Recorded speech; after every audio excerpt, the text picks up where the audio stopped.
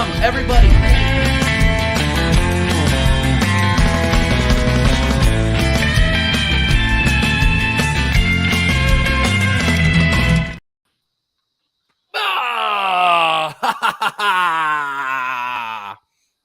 Happy Independence Day, everybody. To all of my American brethren out there, happy Independence Day, especially to my co-host with the most, Oregon Gooner, a.k.a. Dow. I'm Matt Ferret. Yeah, get him up there, Connor. What are you doing? I'm Matt Ferret. I'm the idiot British guy at the bottom. I know, and you're the token Brit that we'll keep rubbing it in over 200 years later. We'll just keep rubbing it in. Great stuff. I never let bygones be bygones. But anyway, we got 11 inside already. Make sure you're smashing the likes. I woke up this morning, or no, it was last night because I was drinking and playing FIFA and texting with these guys.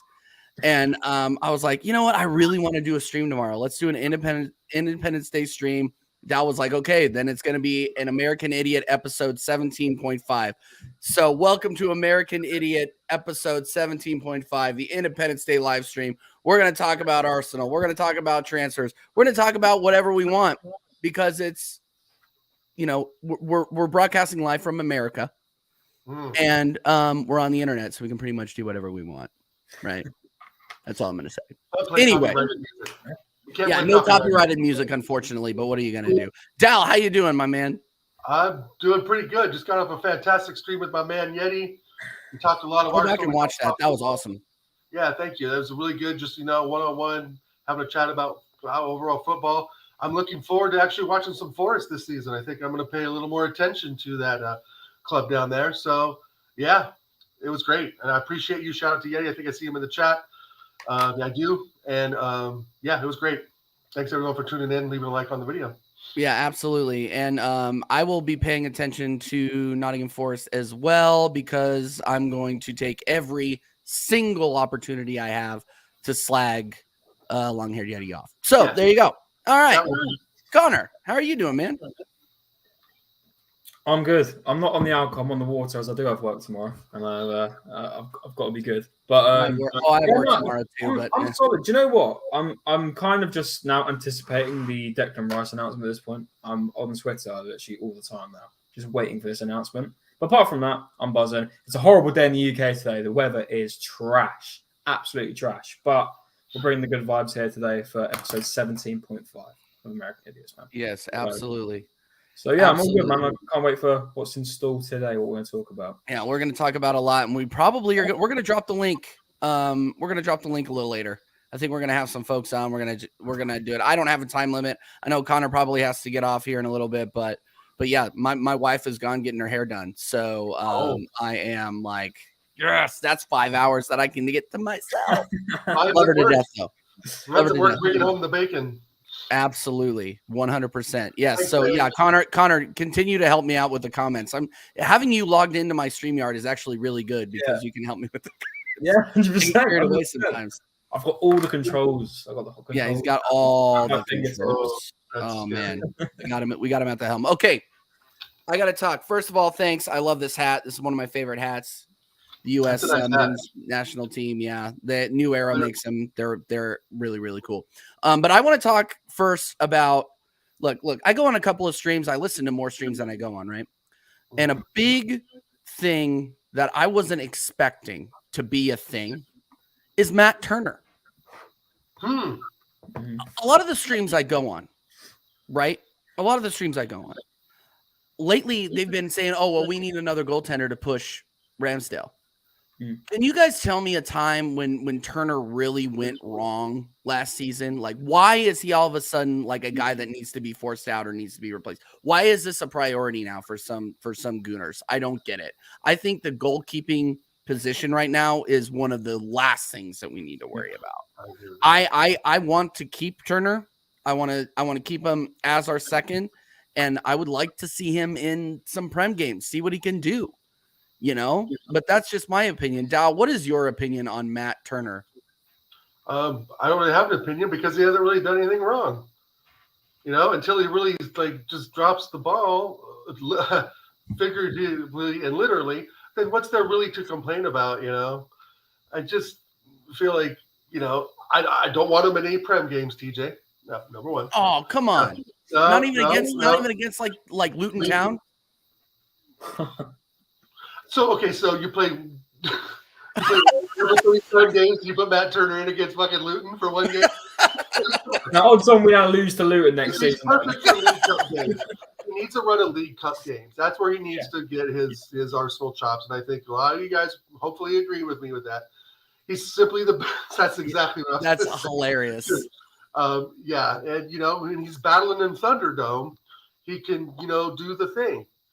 But he's just got to be that private dancer that he needs to be and sit on the sidelines before he gets into the Thunderdome.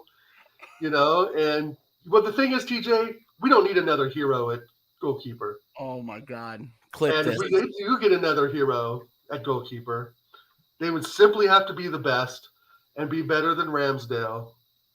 And that Proud Mary train just needs to keep on moving. Okay, yeah, no, Connor, mark this and clip it. We need this. One of the best. He's simply the best because he hasn't done anything bad, and he's private dancing around the box with his he's got pretty big hands. That looks like he'll be all right. But it's to think that we're going to get someone like Onana in and he's going to be back up, or someone like Mendy, he's going to be back up. Goalkeepers aren't going to be back up. So Matt Turner is fine where he is. Let him do his job.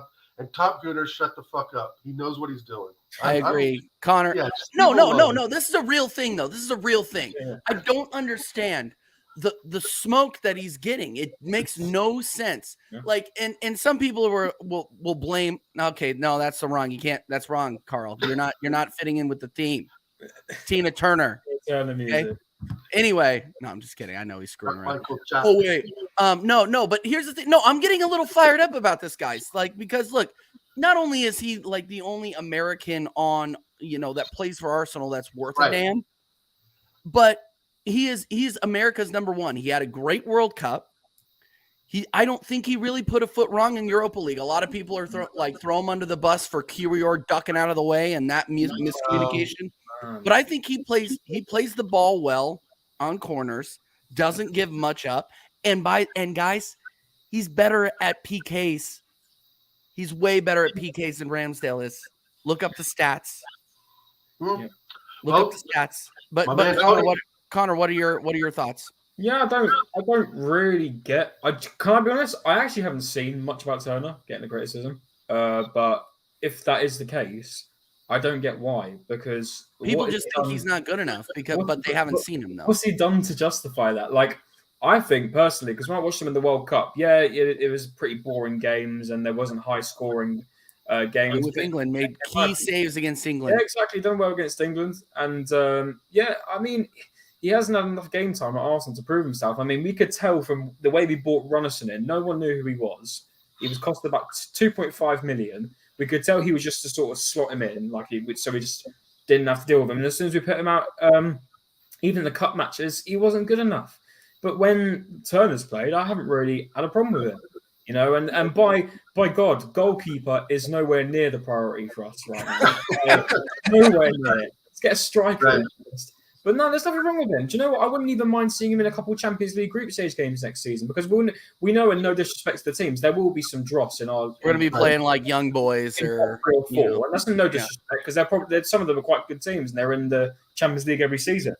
But I wouldn't mind throwing him in a couple of them games, because we don't need to throw Ramsdale in every Champions League group stage game. Let's be real. Right. We don't need to, and I wouldn't mind seeing him step up to the plate there. But no, got absolutely nothing wrong with him at all. I think he's a good goalkeeper from what I've seen anyway. No, absolutely. Even Rand says he's good. He's very good. Yeah, and fastest to 20 clean sheets.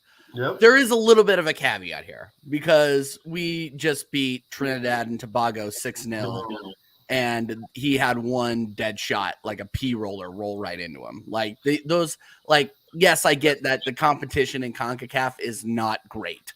Okay, I get it. So there's a little bit of a caveat there, or a disclaimer. It's Lee Gunner's fault. It might be. Lee says a lot of things that I disagree with, and that's fine. It is what it is. Lee demands a lot from this team. So it makes sense that he would say that. It makes a lot of sense that he would say that. Who else we got coming on in here? We got Anthony. Big up Anthony. Turner's number 1 for the USA, but he knows he's Arsenal's number 2, and he doesn't have a problem with that. Right. Exactly.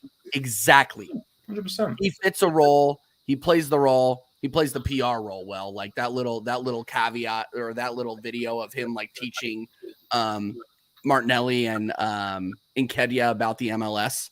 Did you guys see that? Mm. Yeah, no, look that up. That was like PR crappy.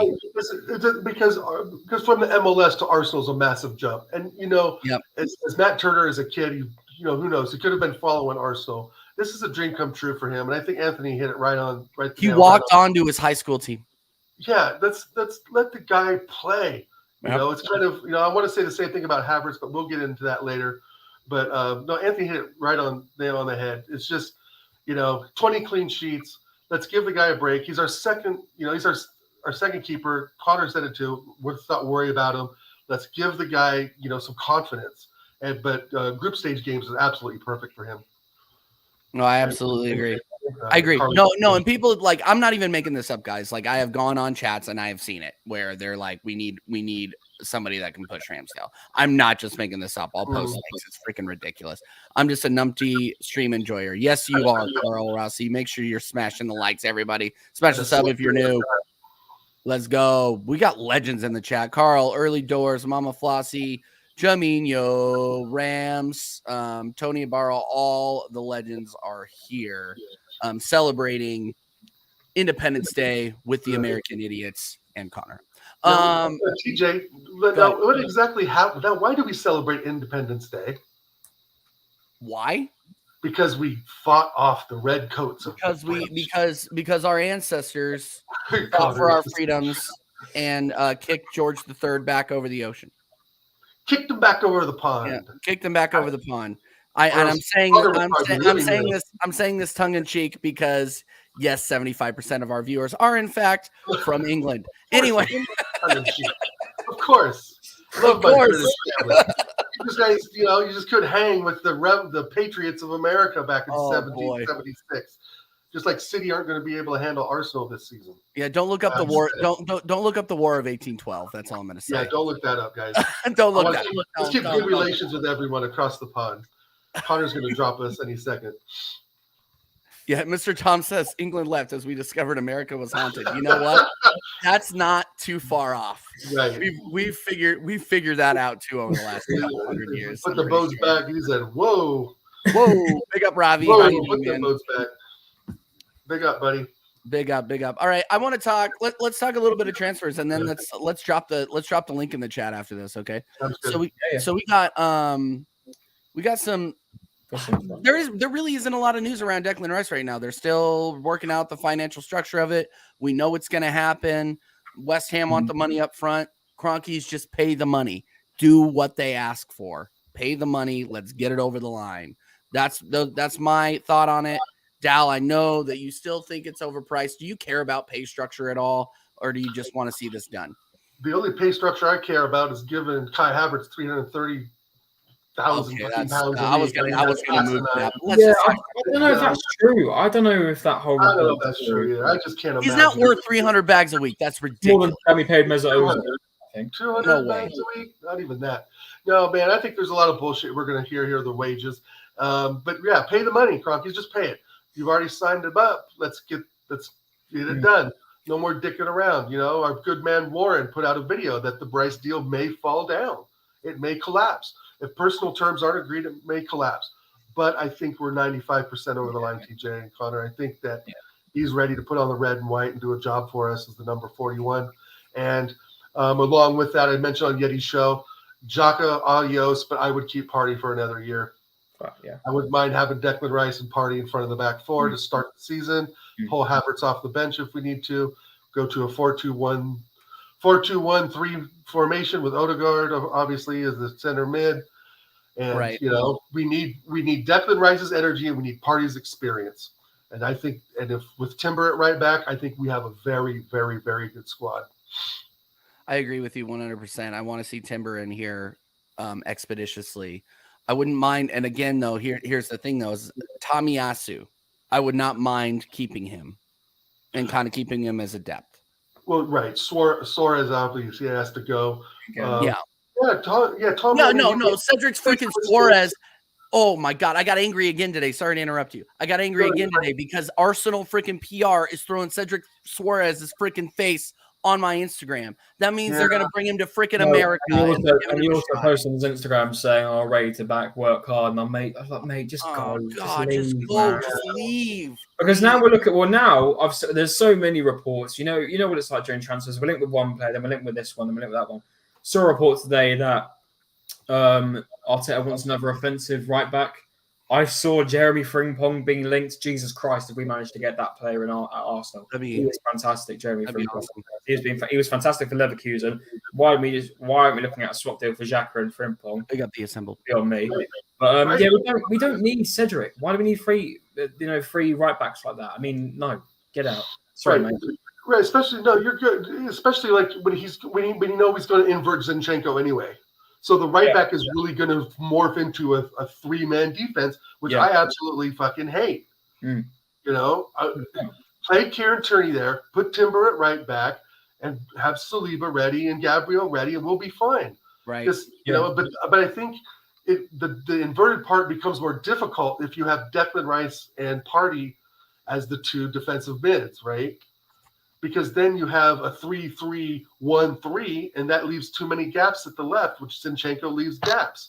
And so it's going to be interesting how he uses Zinchenko along with Rice, right? Because essentially we wanted Zinchenko as that DM to do what Rice was brought in to do, right? So does Zinchenko go inverted now that Rice is here? And if he's on the left defensive side, that means Zinchenko's not really have anywhere to go, but up the wing where he's supposed to. Yep. I agree. Ravi asked, what's your in the panel's thoughts of a 3-man midfield with Rice? I love it. I want it. I need it. Yeah. 100%. Like it's not even a question. What my biggest question is, where does Havertz fit into all of that? He doesn't usually play on the left, and all the top gooners, all the Instagram insiders are saying that he's going to play on the left with Rice at CDM and then Odegaard on the right. That's what I thought too. Well, no, that's probably what it's going to be. But here's the thing: is he doesn't play there normally. I reckon. So how does he fit into that system? I reckon next season we're going to rotate a lot.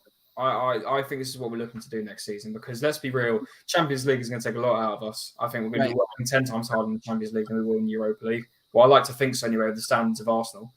But yeah, I don't see Havertz being a starter unless we're going extremely offensive with 2 attacking mids because let's be real.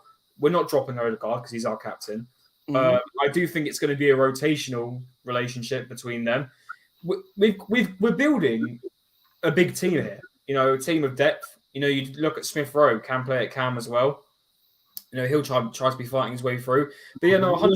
I mean, preferably, I would like to see Rice in Xhaka's position because I think Declan Rice can do a lot more than people give him credit for. I think. You know, he was in a let's be real, a poor West Ham team. They did win the Conference League, and that's one more European trophy than us, that's for sure. But let's be real, it's a poor West Ham team. It is. Look at what they finished last year in the league. I don't think we've seen the full capacity of what Declan Rice can do. I think he can do a lot for Arsenal. When he plays for England, he's under a really sloppy and slow Southgate team. I think because now Arteta's started to play real confident and attacking football, I think it will look a lot better with Declan Rice in the team. And I think he'll be able to get forward massively. I think he'll be fulfilling the role that Xhaka played last season. But we've got to look at it. It's kind of crazy. I'm really interested to see what Arteta does with the team, especially in pre-season, because we're going to see the experiments of what he wants to do when we play pre-season. You know, there's a lot of things we could do. You know, if we do want to move Zinchenko into midfield, which is what we should be doing, and if we are keeping Tierney, that's Zinchenko as another midfielder option. There's Jorginho if you want to throw him in. There's a lot of midfielder options here. And I kind of want to throw it to you guys on this. We're now linked with Lavia so heavily. Why do we need him? Because Southampton are valuing him at 40 to 50 million. Go buy a striker. That's what we need. We need to send out Nketiah. If we are going to get 50 mil for Balogun, because that's what's rumoured, I'll happily take it. Then use that 50 mil. And instead of spending 40 to 50 on Lavia, get a decent striker for 100 million.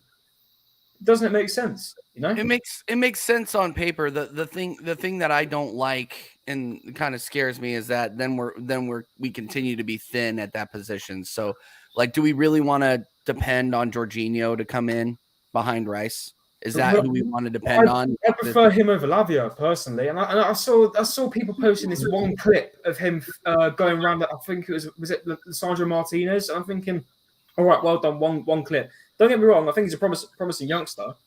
But if I wanted to go for a midfielder with our links, I want to go for Tchouaméni at Real Madrid. Yeah. He played all the games, I believe, for Real Madrid last season. And it's a Real Madrid player. You're not going to get any better than that. He's French as well. He's great in the French team. Why are we going for him? And I think we could probably get him for cheaper than Lavia. Maybe even 40 or maybe even to 35. I think he's a good player.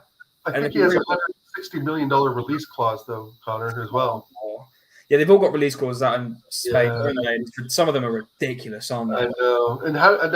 And maybe you can inform me on this. I'm not exactly sure what the real guidelines are to get around that. So that basically means that we come with 160 mil to Real Madrid, he's automatically our player, right? Mm-hmm. But if we bid, but he still has a market value. Now his release clause doesn't reflect his market value, correct? No. It should be twice his market value, right? I'll check his market value now. His market value should be lower.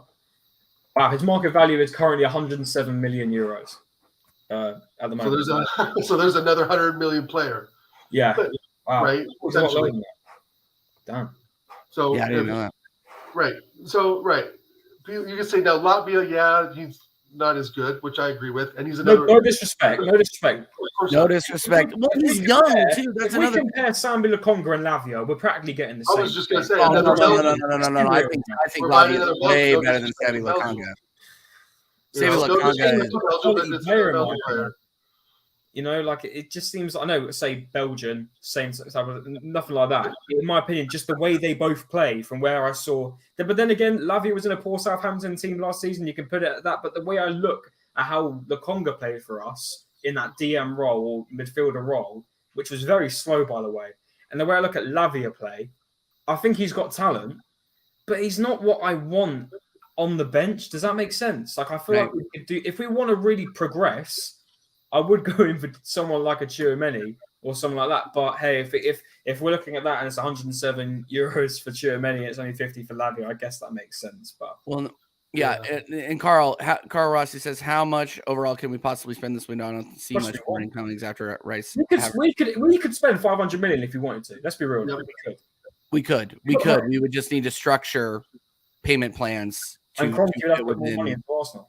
Yeah, it's true. So a lot of people think that this whole Declan Rice, Havertz is all. It's not Kroenke. It's the money we make every single year. We're putting it back out because that's what I said, guys.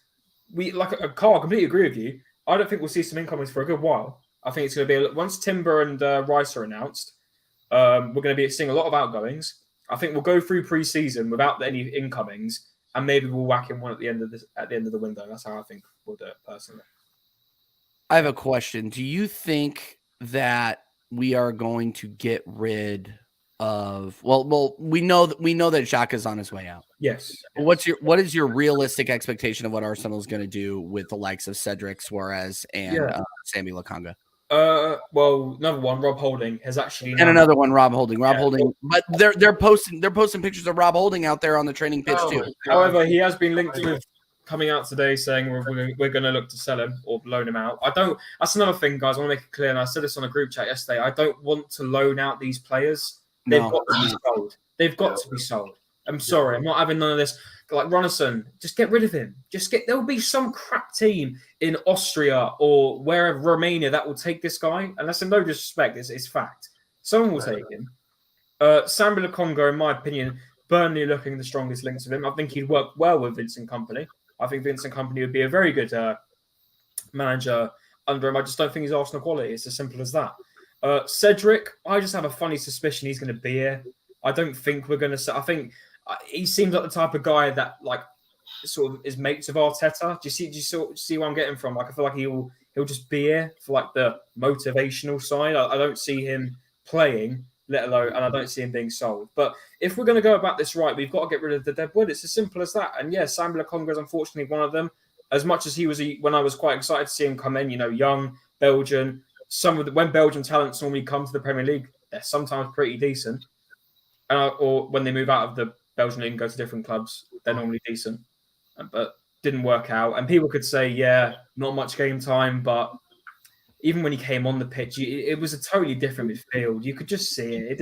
He didn't fit in right. Maybe CDM, where we were playing him, I believe, wasn't his right position. I don't know. But yeah, he's got to go. We've just, now we're on pre-season. Edu has no excuses to now be doing some work and getting these players out now. He's done some great work bringing these players in. I'll give it to him. It's taken a while, especially when I mean taking a while, I mean especially with this Rice deal. I think we've taken the mick with it a little bit. I think it could have gone a bit quicker in terms of this payment thing, and then also bidding the first bid and then going 5 million up. I think that was just a waste of time. But I'll give my fair dues to Edu. It's only been a month, and he spent money, and he's brought in some decent players. So I'll give him that. But now you've got to work on getting this deadwood out. It's as simple as that. And I think he'll get it done. I think he'll get a good few players out.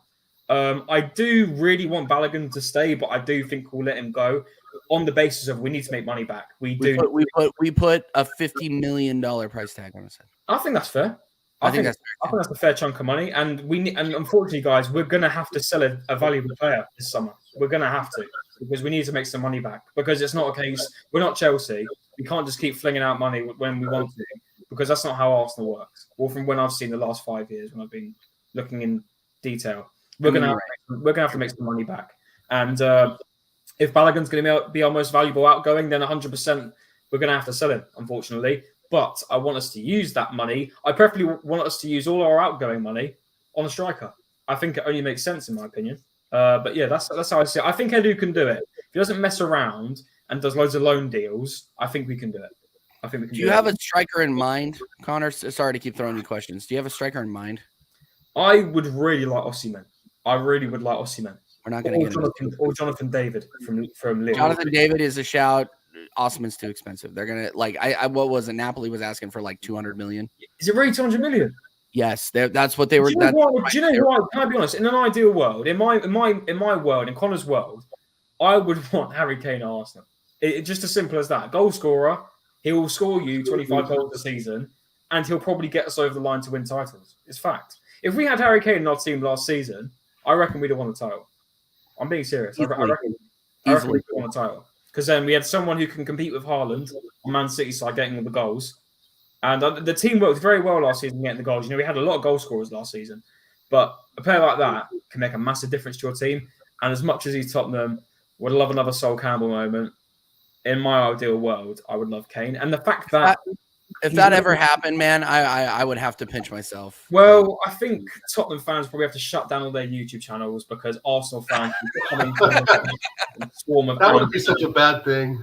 Oh no, some of them it wouldn't be such a bad thing. But yes. Listen, strikers. Do you know what? When I think of talking about strikers, it's a really difficult topic to talk about because a lot of the top strikers are either happy where they are or so expensive. And the reason they're so expensive is because, let's be real, they're one of the most important parts of the team because they're going to get you the goals. Mm-hmm. And it'll be interesting to see what we do.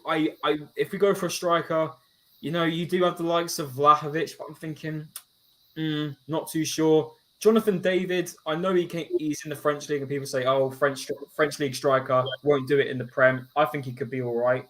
I mean, you look at someone like Alexander Isak that Newcastle brought in. I think he'll be really good for the next season. We just got to look in the right places, and I think there's probably a really good striker out there that we can get for a decent fee. I was talking with our boy Strasbourg Steve about this on WhatsApp probably two weeks ago or something like that. Alexander Isak, I think, is going to be a top 5 scorer in the league next season. I agree. He is somebody that we were linked to and we missed out on him. So if we ever get linked to one of these young strikers, these young G's out there in La Liga, I do not want to see them let go, which is why I don't want to see Balogun go. So to answer this question from Early Doors, is Balogun worth 50 mil? I think absolutely 100%. I would rather we need 50 mil minimum or I don't want to see him go. I want to see him get a shot here.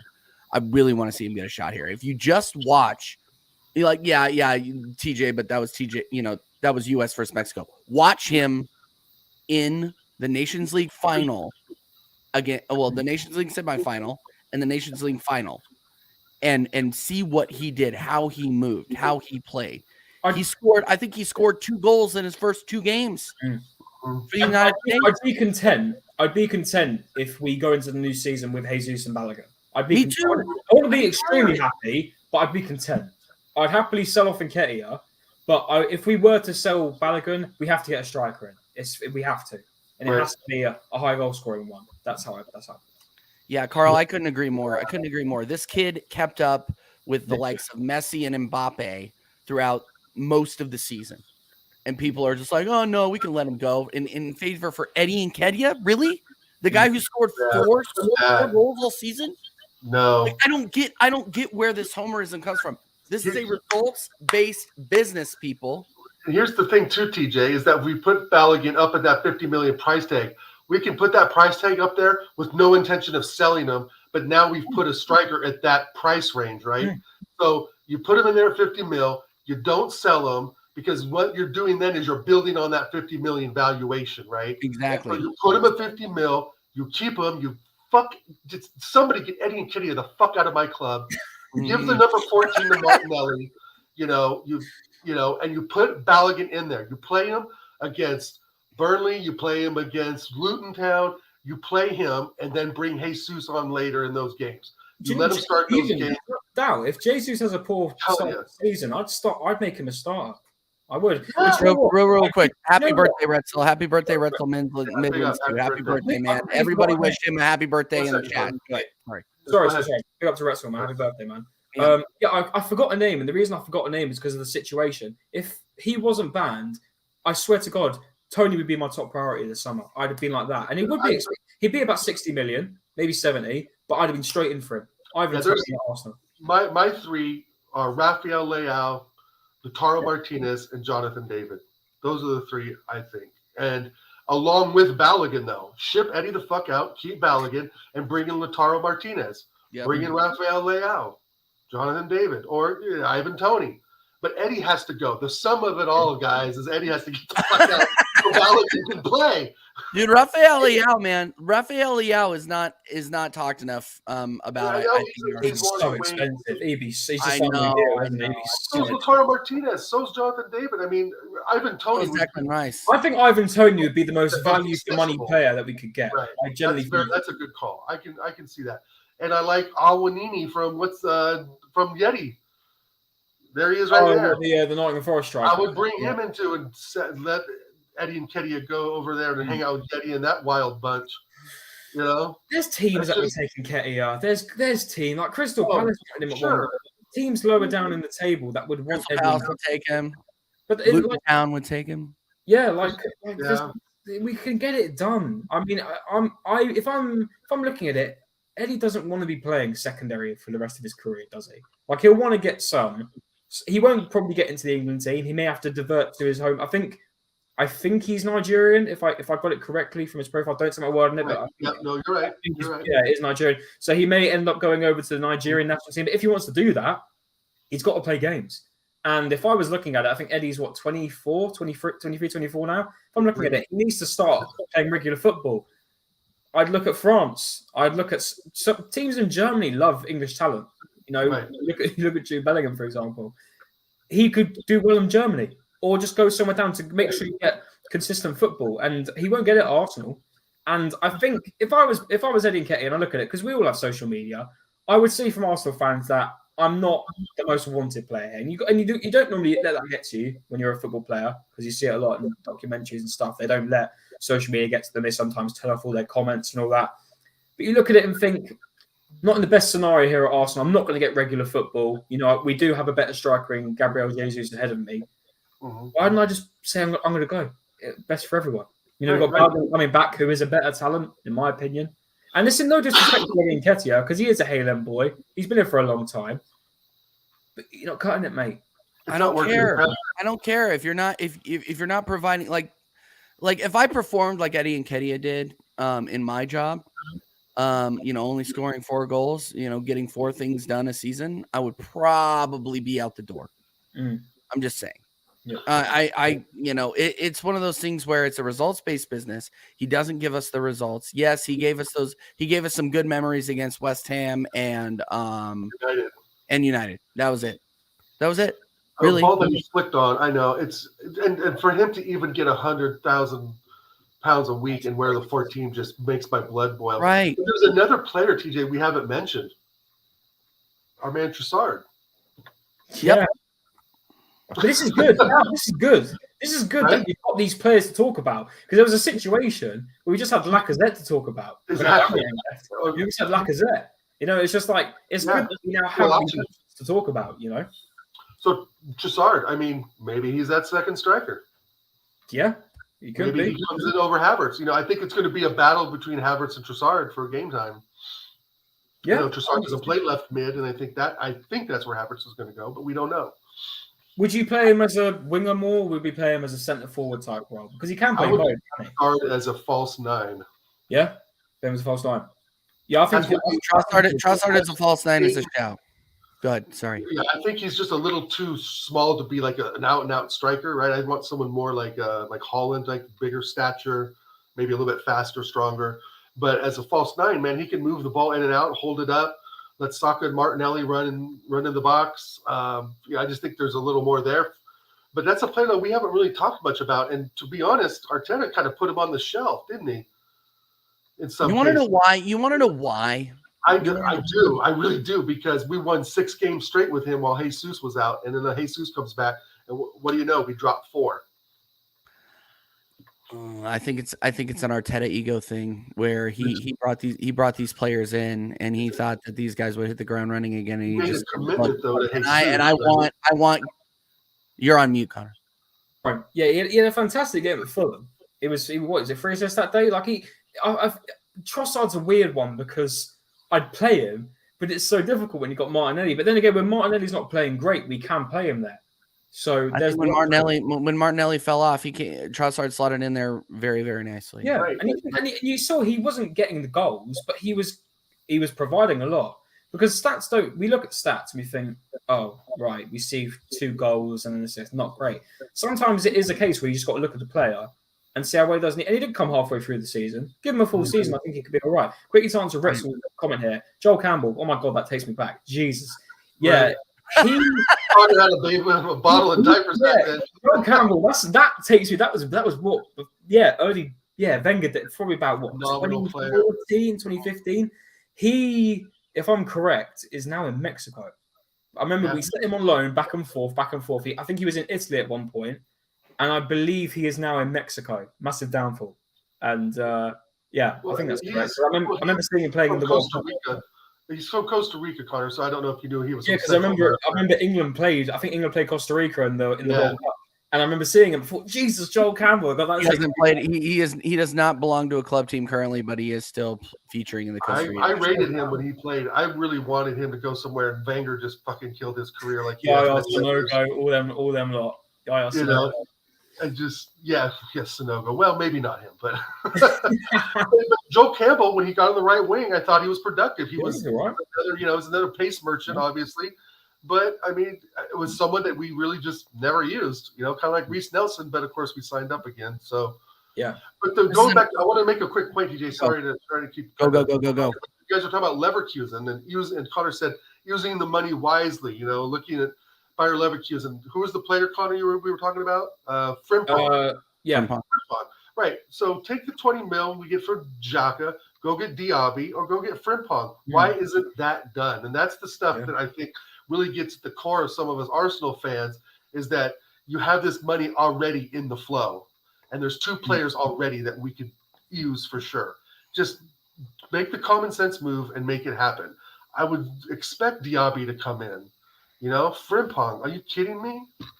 We're not going to do a right back because we have Tommy, Ben White, and now Timber, right? Which is probably going to be unveiled next couple of days. So I think Frimpong is probably a real distant shout. But there is something to be said about Diaby because we've been chasing him for the last year and a half. Yeah. And it just makes sense to throw another 40 mil or 30 mil on top of that 20 and get Diaby. Problem is now sign Reece Nelson up for another 4 years. Yeah, we're not getting Diaby. Yeah, I think unfortunately, as much as I would like Diaby at Arsenal because he's absolutely rapid. Now Reece Nelson's staying. Yeah. All right, I want to answer this question, and then we're going to drop the link because I think long-haired Yeti needs to make an appearance. So we're going to drop the link here in a second. But I did want to drop this question to you guys.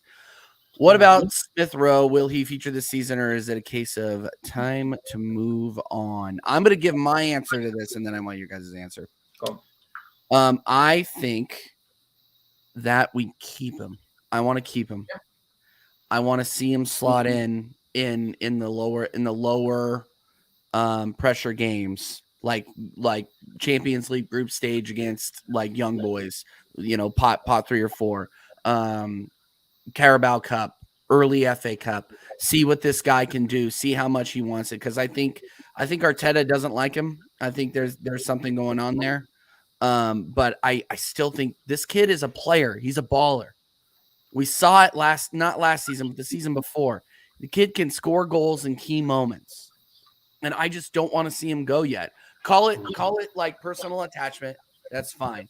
Because he got injured. He wasn't able to come on. And then he was pretty much sent to he was pretty much exiled out of the starting 11 for most of the season outside of the odd Europa League game. But I want to keep him. I want to see what he can do. What do you think, Connor? Let's go to Connor and then Dow. Keep him. He's a quality player. He's doing well in the under 21 Euros at the moment for England. Yep. 100% keep him. I think he's quality. I want to see him starting. I know you said about playing him in the lower games, lower pressure game. I want to see him start because he's proven it for Arsenal. Do you remember that season when he came in? I believe it was the 2021 season. But he came in with Saka when Saka first really came on the scene for us. He came on and he was fantastic. I remember the Chelsea game when we beat them 3-1. We were waiting for ages for him to play, and he played and he was fantastic. I think he's quality. I think he's so good, and I want to see him play more. But unfortunately, we've now got 3 cams ahead of him: Fabio Vieira, Smith. Oh no, Fabio Vieira's out. I want him out on loan. So that's the thing. That's why again I didn't understand the Havertz move, because now we've got 4 attacking midfielders in the team. But I don't want him to be binned and he's made it clear that he wants to stay. Fair play to him. He wants to fight for his place, as he should, because I do think he could even get over Havertz. I think he could be possibly a better player than Havertz. The problem is injury messed him up last season. And I think if he didn't get injured, I think he'd have got a lot more game time. But we'll see. But no, definitely keep him. 100%. Quality player. What do you think, Dal? Well, last season I said if he doesn't perform, he needs to go. The season before that, I said if he doesn't perform, he needs to go. Last season before that, I said if he doesn't perform next season, he needs to go. So I think we've kind of reached the peak here with our man ESR. Yes, I would keep him for another year, but if the injuries don't work out and so forth, I would just give him one more try. Now, I read that comment too, and I'm very much in that thought as well, that he's a very good player. He's quick, he's mobile, he scored great goals, he's hail end, all that stuff. But I can't keep paying him to sit on the bench nursing an ankle and a knee or a calf muscle, growing, shoulder. I mean, my God, the guy's made out of glass, TJ. And if we're doing this whole, resurrection thing, constantly injured players are just going to be a drain on the club. And, Carl's got a good point. He's good. He's fantastic when he plays, when he has good games. I mean, he's had a couple of stinkers too, more than a couple. But who knows how injured he was throughout the whole thing, right? Right. So I'm really 50-50 on it, but I'm going to go just maybe one more year because we do need squad depth. And again, this is an extremely important season for Arsenal, historically for our club. This season coming up is huge. So you sound like me with Mikel Arteta. Yeah, right. But if they were to float around a name, like a Pep Guardiola coming to Arsenal or an Ancelotti, then I'd be like, get him out. Right? That's just not gonna happen, right? So it's like I'm gonna take what we went on last year, right? I'm gonna take Arteta at his worst and best, to get us to the trophy next year. But absolutely, if he doesn't get us a trophy next year, he's gone. But back to ESR, give him one more year. I really kind of resent saying that in a way because I've said it for the last 4 years now, and I think he's a little bit of a financial drain. I don't think he's making a whole lot of money. I don't think he's making $100K a week, but he is squad depth, and he does have qualities that we need. So it's really a tough one. But I don't think Arteta really dislikes him, though, TJ. I think that he's uncomfortable with his injury record, and he's not. I just don't think he really trusts him in that aspect. You know what I mean? Yeah. So I don't think there's really anybody in the squad that he personally doesn't like anymore. Like he really didn't like Aubameyang, right? But Tierney. Yeah, they're the nemesis of each other. Put them together in a death match, right? Kieran would kick his ass. But no, and Tierney's another one. I mean, Tierney, Trossard, ESR. There's questions over their heads of how they're going to play the next season, and we're still early doors in the transfer window, right? Essentially, and I took the early doors from the. Yeah, we love it. We love it. All right, make sure you guys smash the likes. We got 17 inside. Sub, like, hit the notification bell. Love, we get 16 people joining us on a Tuesday evening. Thanks, guys. Thank you all very much for joining. We are going to drop the link now. It is in the chat. If you all want to come on, give your take, you are more than welcome to do so. We're going to do that here and probably in the last, probably go for another hour or so. Connor, I know you got a jet at some point. Yeah. But yeah, also shameless plug, make sure you're tuning in and you hit that notification bell. When you do that, you will know when me and Connor are going to go live and take on the masses within the FIFA 23 co-ops ranks, and we won the Division 5 trophy during our last stream. I'm not advertising when we go live for random, isn't it? We are literally just going to go randomly. So make sure you hit that notification bell so you're coming on, you're able to join us and do that. And of course, we knew it was going to come, guys. The Yeti does exist, but he's under a new name. The British Buffoon is here. I forgot I've left that name on, to be honest. How you doing, guys? All right. Are you rebranding, Eddie? Are you rebranding? Is that what's going on? I think I am rebranding. Copying you copiously with the American Idiot, and I just went for the British Buffoon.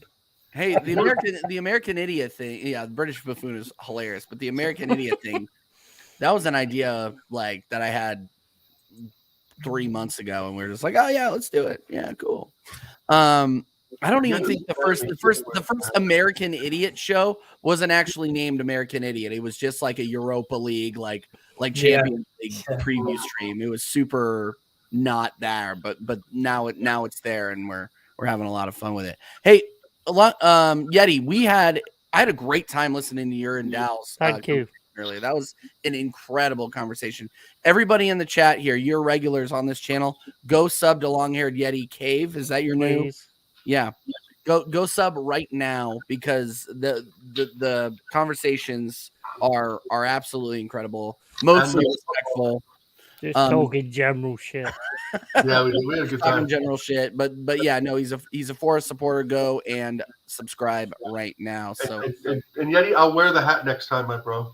Yeah, mate, you didn't wear the hat for me. I'm a bit disappointed at that. I tried to have my conservative side with you, my friend.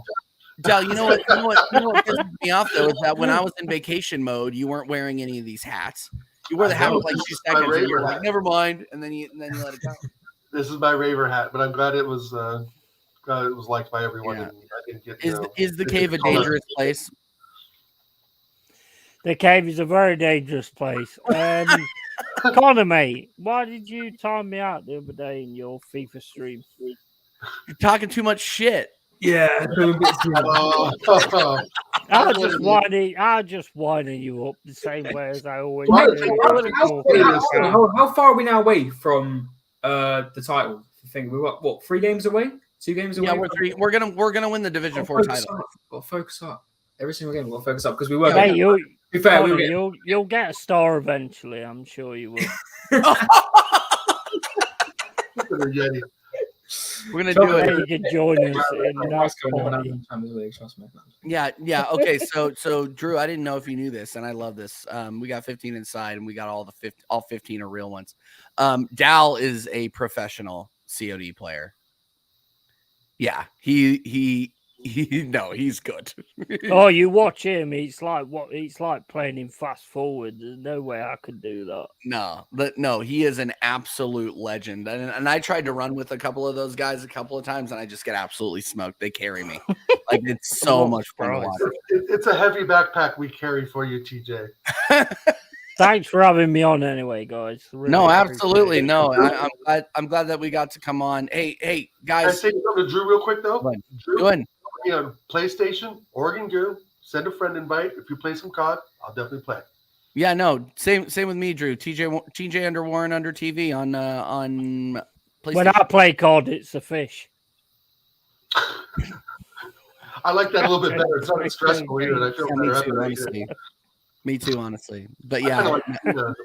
Hey guys, put your questions in the chat. We're going free form now. I really don't know what else to talk about other than I did want to ask this. I started this earlier. Hold on. One second. I want to talk about Emil Smith Rowe because go ahead. That guy is absolutely amazing. You can see it. He's got so much going for him, and he is definitely the future of Arsenal. So I hope you don't. But if you do get rid of him, drop him down to us. We'd be happy to take him. Yeah, great. Another freaking Mabry. Go ahead. What? Can have him Ketty. No, Smith Rowe's got to stay, man. He's got to stay, because the thing is, Smith Rowe has got so much potential. It's like, because remember the season he came in, I can't remember for the reason why. I think he had an injury and he came in and I believe was it 10 goals that season. I believe it was the 2021 season. Once he gets onto it, he's a good player. And when I've seen him playing for the under 21 Euros, he's doing a really good job. And he didn't start the other day, I think, because England were already through and he didn't have to play. But he was injured. I think, no, he wasn't. He's class. Exactly. I think the injury played a massive part to his season. We all know that. That's why he didn't play. And I agree with you what you said earlier, Dow. I think Arteta was taking it easy. He knew he, unfortunately, had Fabio Vieira, so didn't maybe want to risk him getting a further injury. I mean, why you can't do that with Bukayo Saka is beyond me. But we've got a real talent here. Maybe, well, with the way things are looking, with now possibly Havertz and obviously Odegaard in front of him, because I do think Fabio Vieira might get loaned out. Maybe send him out on loan, but I don't want him to because I think he's a talent, and I think once he gets going, I think teams will come calling for him.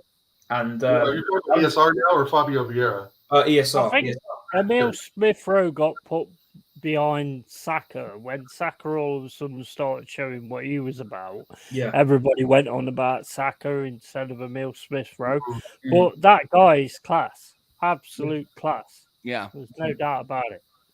Yeah, no, absolutely. No, I'm glad players that come back Haaland and doesn't. My main thing, guys, was like judging his quality, his class. We all know he's a top player, he's a top midfielder, and he's kind of down the pecking order. My thing is, he gets injury after injury year after year. How long do we have to, kind of pull him along? Yeah, it's one of those things. Like Carl said, Rossi said in the chat. It becomes a Jack Wilshere situation after a while, and even a Robin Van Persie think an Abu Dhabi situation. I could go on and on and on, right? You also got to look at the fact that why does he keep getting injured? Because there's players that leave clubs, go to another club and never get injured. Bro, we've been looking at that for 4 years now.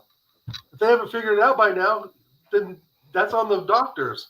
I mean, he's consistently injured. And again, I'm not saying just ditch him and sell him off because I don't know. The only club after him really, I think, was Villa.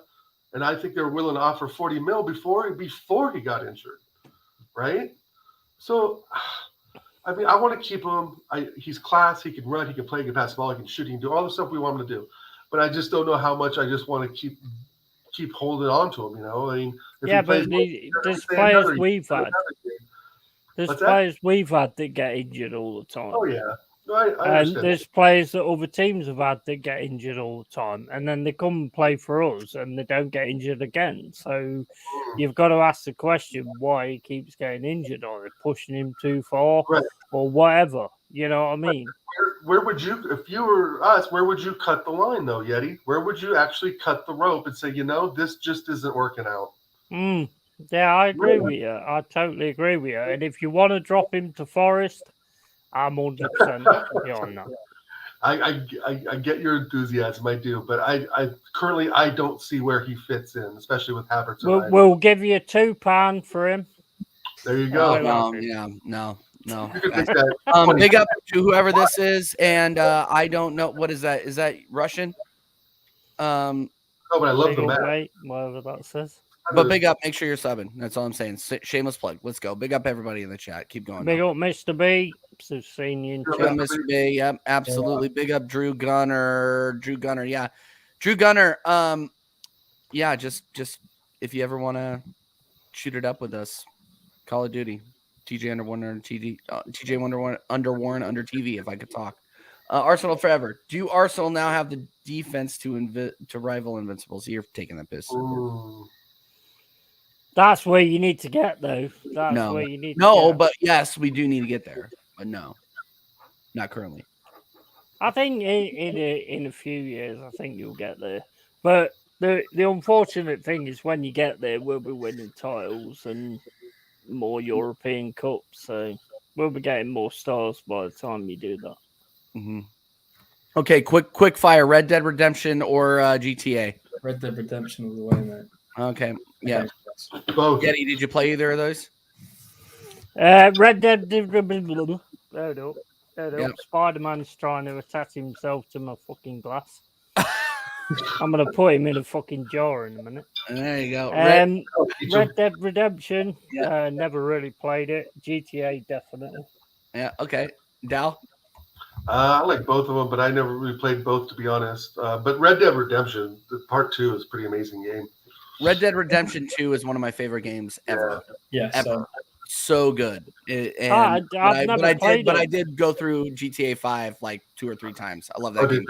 But I'm more Red Dead Redemption guy. The thing is with GTA for me is like I get a new car and then I go down the street and some cunt fucking pranks it.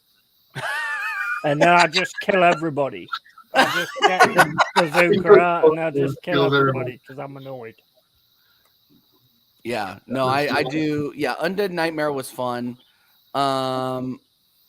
Where'd you get Cold Ops or Black Ops Cold War for free? Where'd you get that? Did you get that? Or did you just get that? Like, did somebody just give you the disc? Let me know. Sorry. For me personally, Black Ops 3. I got all diamond guns. I'm ready to go. No, jeez. Zombies and multiplayer. I apologize. I said see you next Tuesday. Then I apologize. No, that's okay. You're not dropping the F bomb every five minutes. You know, I saw today. I think Arsenal women signed this player, Russo. Is it Alessia Russo? Alessia Russo from United.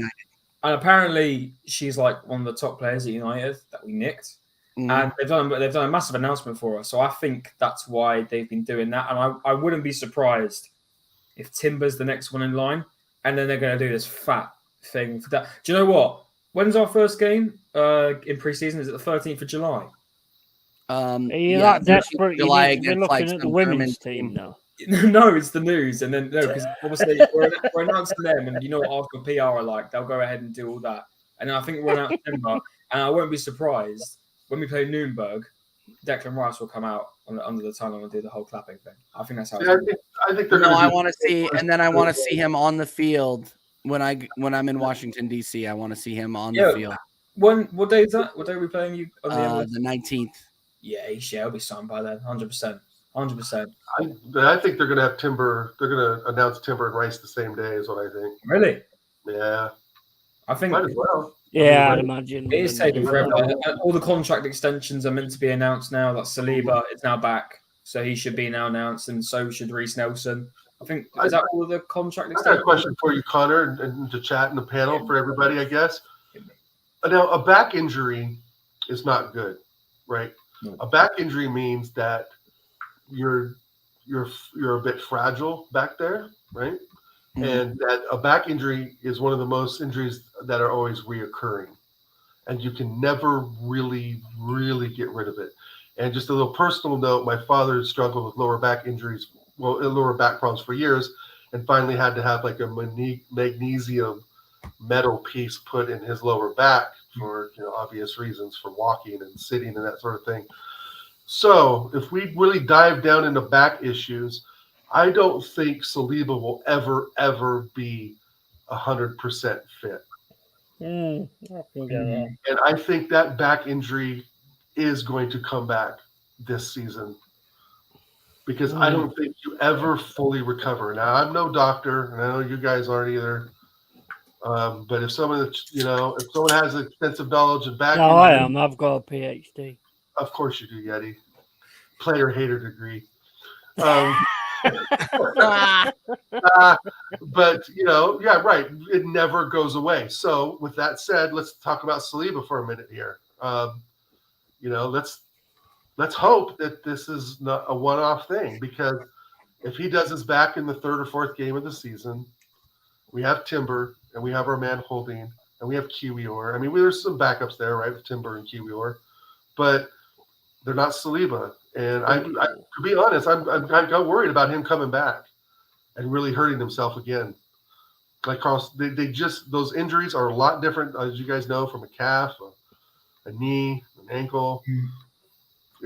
So I'm kind of worried about the future for him, to be honest. To be honest, I can't even spell PhD. Oh, wait a minute. You just did. Yeah, with Saliba, I think the way I look at it, if I'm going to look at it realistically, yeah, back problems are massive in terms of sports as well. However, he does have a really incredible team of medics behind him, and I do think I don't think they'd allow him to play.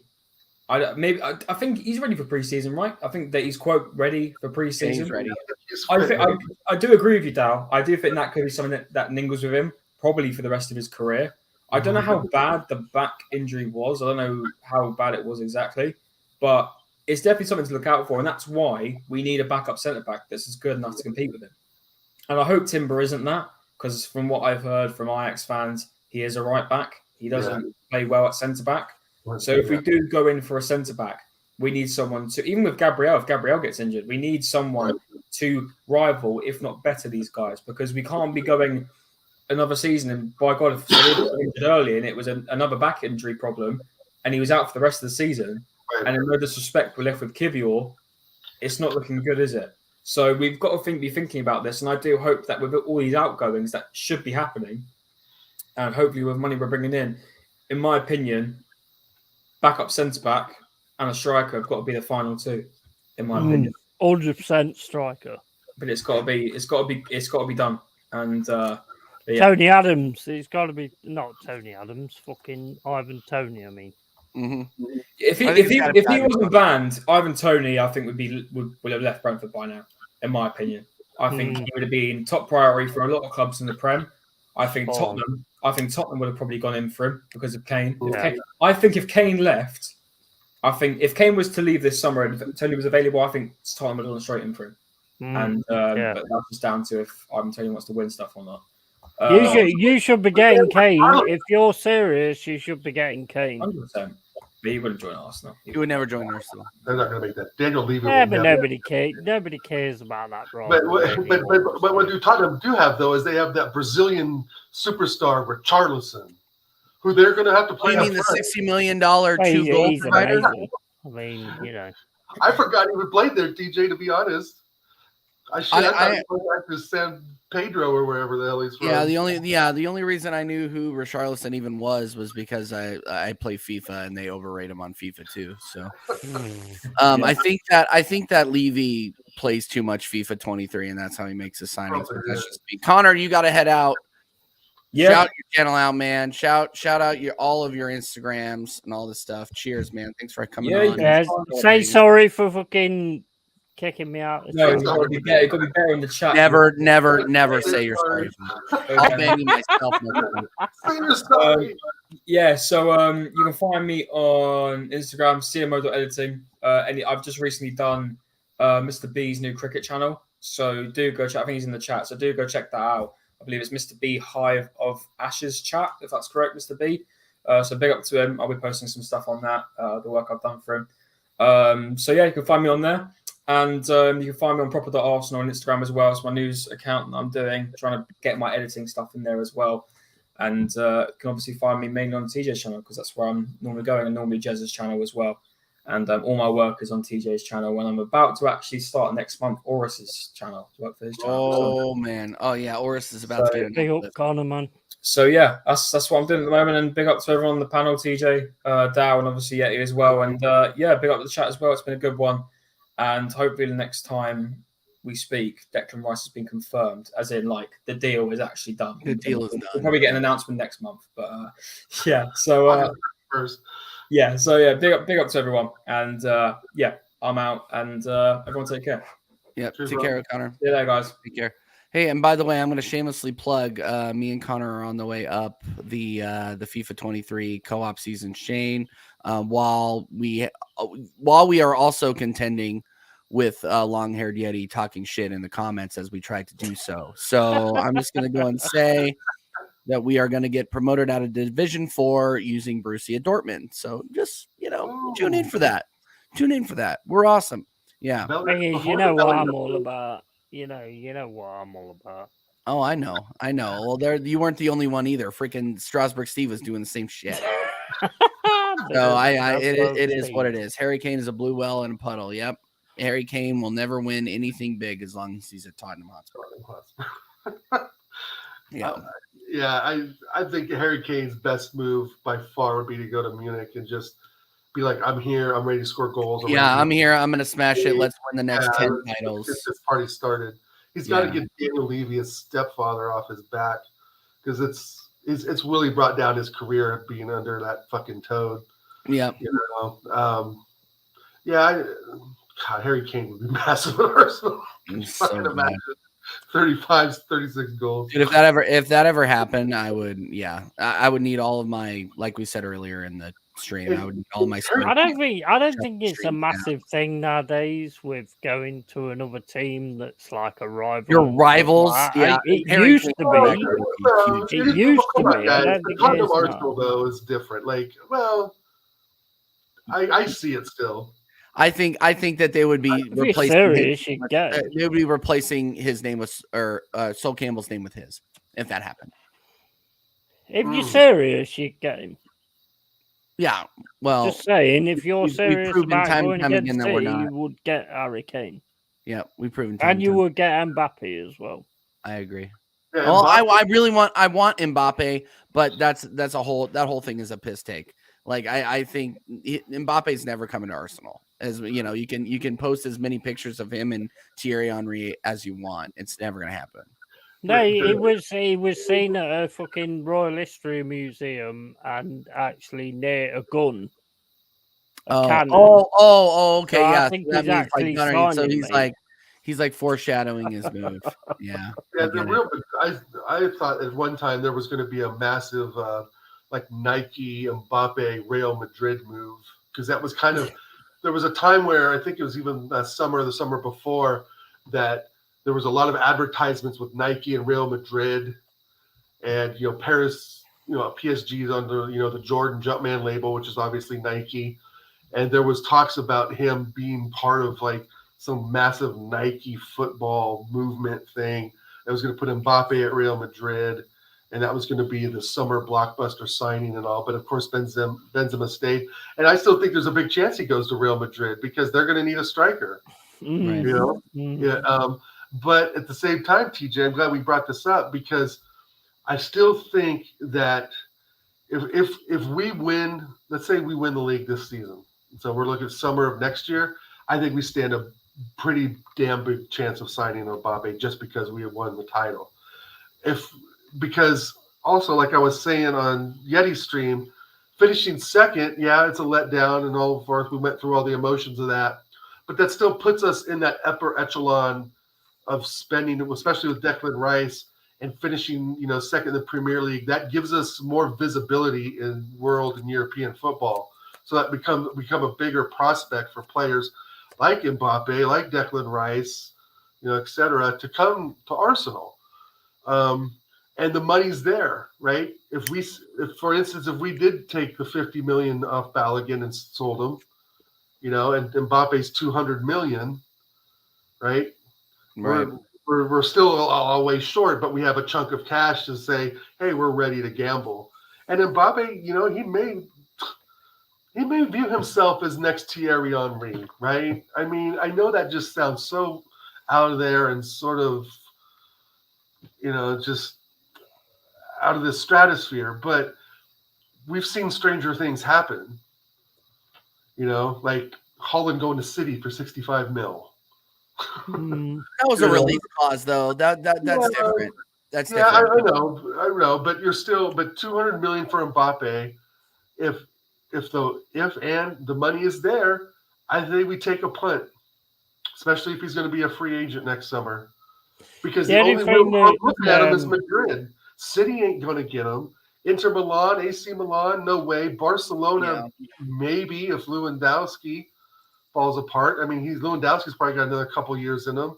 I don't see any other. I mean, Chelsea. What other club would he really go to besides Arsenal, United, Chelsea, and Madrid? The only thing that makes me feel that I don't take Arsenal seriously is the manager. It don't matter what players you get or whatever, I just don't take the manager seriously. And that's the only thing that's holding you back. Arsenal lift the trophy next season, and we're here in summer of 2024, and Mbappe's a free agent. There's limited clubs he can go to. And if we're on the list, which I truly believe we are, then pay the money. Give up the number 14 shirt, sell Eddie, and make it happen. That's what you should be doing now, though, to be honest. You should be actually showing that you've shown you're a big club with, like, going for Rice. Right. And you should be doing it by maybe going for an Mbappe or, or a Kane. And that's what you should be doing now, because that's the only way you're going to challenge City. Right. And for Mbappe, you have to make a big public bid, right? I mean, we're not following the Arsenal trail. We're not going to bid the price they're asking, right? If it's 225, we're going to come in at 200 million. Shit, maybe 185 million. But, if we meet the right price, who's to say that he wouldn't join? But I think it would really depend on how this season goes. If we finish 4th or 5th this season, Arteta's gone, and Mbappe's going to be like, okay, Arsenal finished 2nd, 4th. I don't give a shit. I'm going to Madrid. But if we win the title this season, get to a quarterfinal of the Champions League, that would just impress him even more. And I think that even kind of would put less pressure on him not going there because of the manager. He sees the success. He sees what's going on. Do you really think you've got what it takes to beat City? Do you really think you've got what it takes to beat City to the top? I think we can beat City on any given day. We just make mistakes. I mean, I do so, TJ. I mean, the first game of last season when Tomiyasu made the back pass, if he doesn't do that, it's a completely different game. We dominated for most of that game. They can be beaten. They can be beaten. Everybody they can be beaten. In the big games, they cannot be beaten. That's the difference. Well, we managed to draw against them, and they was I know. I was saying big games all the way through it. Well, how we got a draw, I have no idea. But we got it. No. Okay, so I need to address a couple of things. First of all, I see Jez in the chat. Big up, Jez. If you want to come on, Jez, and give it. People are asking for your opinion on the Rice situation, Jez. So if you want to hop on, we're just going to keep going. By the way, the Russian, I accidentally copy and pasted it into the chat while I meant to do the StreamYard. But we do have Russian trolls in the chat, which means I have made it in the YouTube scene. He says, "We are garbage. Go to the factory, loafers." That's what that meant. Go to the factory. So we have to go to the factory, everybody. We are loafers. So Yeah, maybe we don't know anything. Northside can take that new advice with You his could have soccer. come up with a better thing Yeah, than that. yeah. Comrade Warren on the 4th of July, speaking Russian. Yeah, shocker. Anyway, yeah. Big up to anybody in Russia that's watching. Obviously, you're giving me the watch hours and the likes, so I appreciate it. Big up. Yeah. Big up everybody in the chat as well. Anyway, but yeah, Jez, if you're out there and you want to come on, my friend. Yeah, salute to Google Translate. Exactly. Come on. You think I actually know Russian? Give me a break. I barely know English. Early doors, jump in the chat. BVB. Yeah. Early doors. Yeah. Jump in Take the a chat, stone, man. Yep. Exactly. Jess says he will join. It's just the Arsenal way. Let's drag it out to be cheap. Facts remain, West Ham can still activate another year on his contract, so we need to be careful of that. He's true. It's true. Jess speaks the truth, everybody. But then he'll leave on a free. And you know how mad Declan Rice would be if they fucking did that? Oh, they would be furious, bro. Yeah. I'm sure. Yeah, he wants to move on. He wants to move on, and he's made that pretty clear. He didn't want a City move because the City bid would have came in. It would have been bing bang bosh. Would have been done. He's one of At the end of the day, you need to worry about us, man, because we could be the dark horse. You think you're a dark horse for the top 6? 100%. No, give me a break. We're the dark horse for the title. You're a dark horse for finishing mid-table. No, mate. Without Jesse Lingard, what are you gonna do? I'll tell you what. Keep disrespecting us. And then you did that when you played us last season at the end of the fucking season. Yeah, so, you did that barely. You guys barely stayed up. I don't know. How did that turn out for you when you disrespected us at the end of the season? I think you guys are in trouble. Man, how did it turn out for you though? How did it turn out for us? We got second, and you guys got what, 17th? Yeah, but you disrespected us, man, and we beat you. Well, no, I didn't disrespect you. No, you didn't. You didn't. I'm disrespecting you now. We're gonna absolutely. Wait a minute.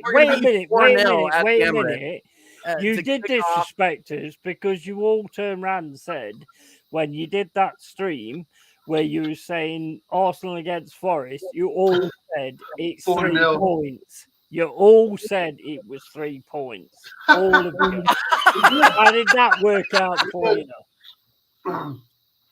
I mean, how did that work out for you? Take off your Forest glasses for a second here, Yeti, and you no, mate. I never take the Forest glasses. Never takes them off. Yeah. I said you got to see the Forest retreat sometimes here, Yeti. I'm thinking Nottingham Forest could be the Leicester City of 2023-24. Exactly. Oh, give me a see, Dow knows what's going on. Shut up. You don't know what's going on. The piss. You ain't smoked the coffee, mate. Taking the piss. You like, no. Nottingham Forest will finish like 12th. Like, I think you guys. I'd be happy with 12th. Yeah. You thought you were going to be 16th or 15th or something. I'd be happy with beating you at the start of the season. Oh, my God, Jimmy. You up. Oh, my God. All right.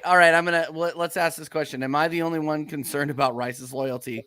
He already did it to his own country after 3 full games in an iron shirt. Who's to say he won't do it to the club he has no affiliation with? He loves Forest, apparently. Yeah, I heard he's gonna leave Arsenal for Forest. That's what I heard. Give me a break. No, this is so Jaminho. You talk the shit. It's gonna be okay. You talk the shit. And then it fucking fired back on you. You know what? I talk shit every week on this thing. I know you do. Admit it. You talk this shit. I talk the shit. And you're just going to beat us and we ain't nothing and all this, that, and the other. And then you had to sit and watch the game and get freaking beat. Listen to you two blathering chickens.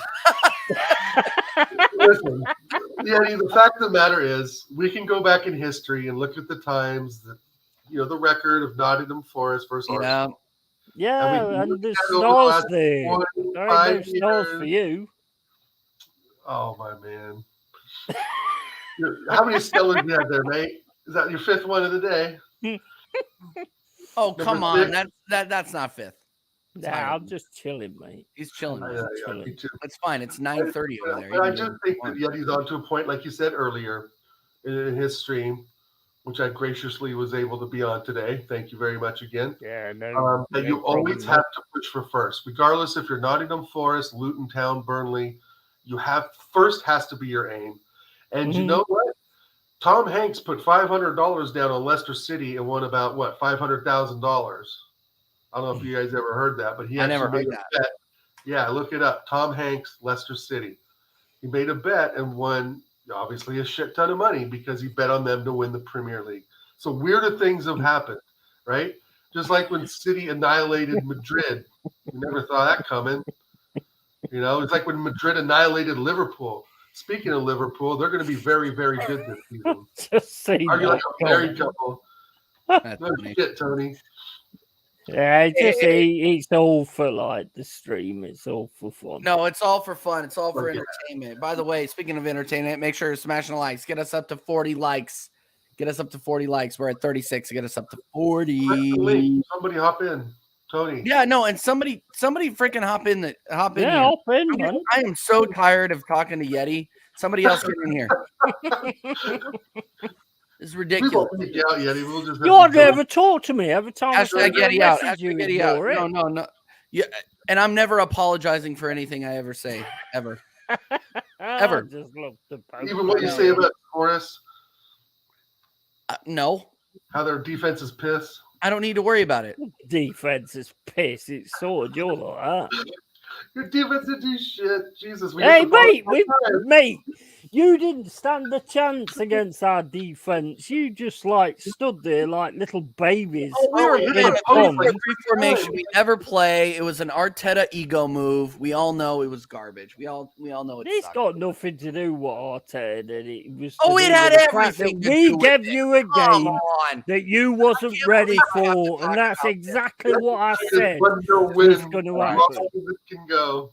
This is so we dumb. gave you a game that you wasn't ready for, and that is exactly what I said you was going to happen. Besides last season, yeah, we knew it was going to be a challenge, and then when we came in with the 3-4-3, go back and watch the freaking watch along that I was doing with Tony, where we came in with a 3-4-3. I knew we were screwed. I knew we were in trouble, and I admitted it. Right back.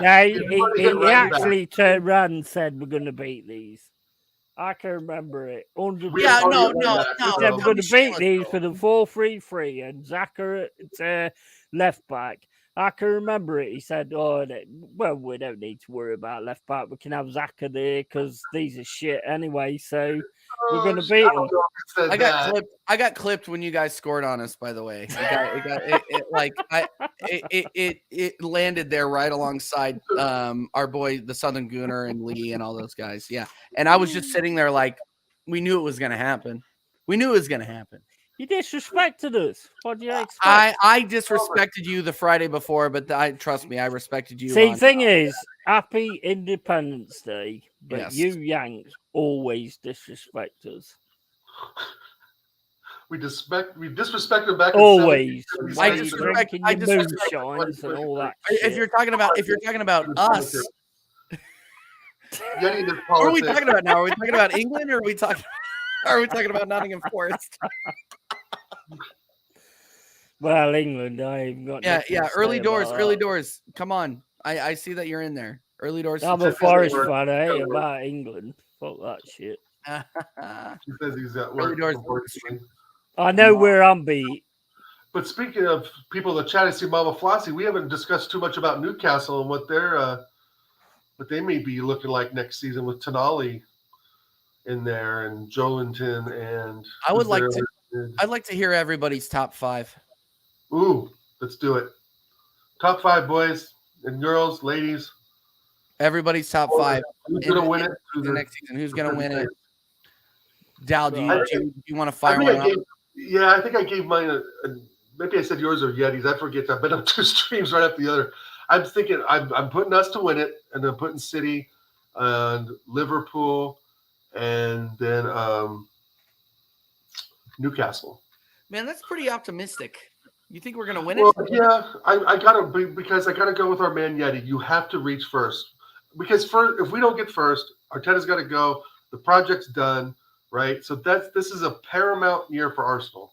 We have to win the league, not just because, well, essentially it's the 20-year anniversary of the Invincible season as well now, right? So it only makes sense for us to win the league. I'm not saying we're going to go undefeated, but I don't know, man. I'm just feeling that we're getting the players we need. If we can just keep the motivation, keep injury free, and not make stupid mistakes, I think there's something there.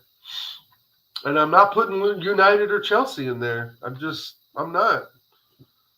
I don't see. Not putting United or Chelsea in the top. No, I don't see Poach turning them around. Okay. You know, maybe United, but I still think Newcastle are a threat, and I think Liverpool are better than United and Chelsea. That's it. All right. Yeti, what do you think? Right, okay. Jess, I thought you were playing Granddad.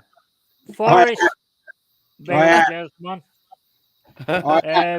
Forest first, City second, Tottenham third, Newcastle fourth, and Liverpool fifth. Okay, and we can go ahead and move on from that. Arsenal to get relegated. Go ahead and move on. That's ridiculous. It's absolutely ridiculous. Jess, welcome to the show.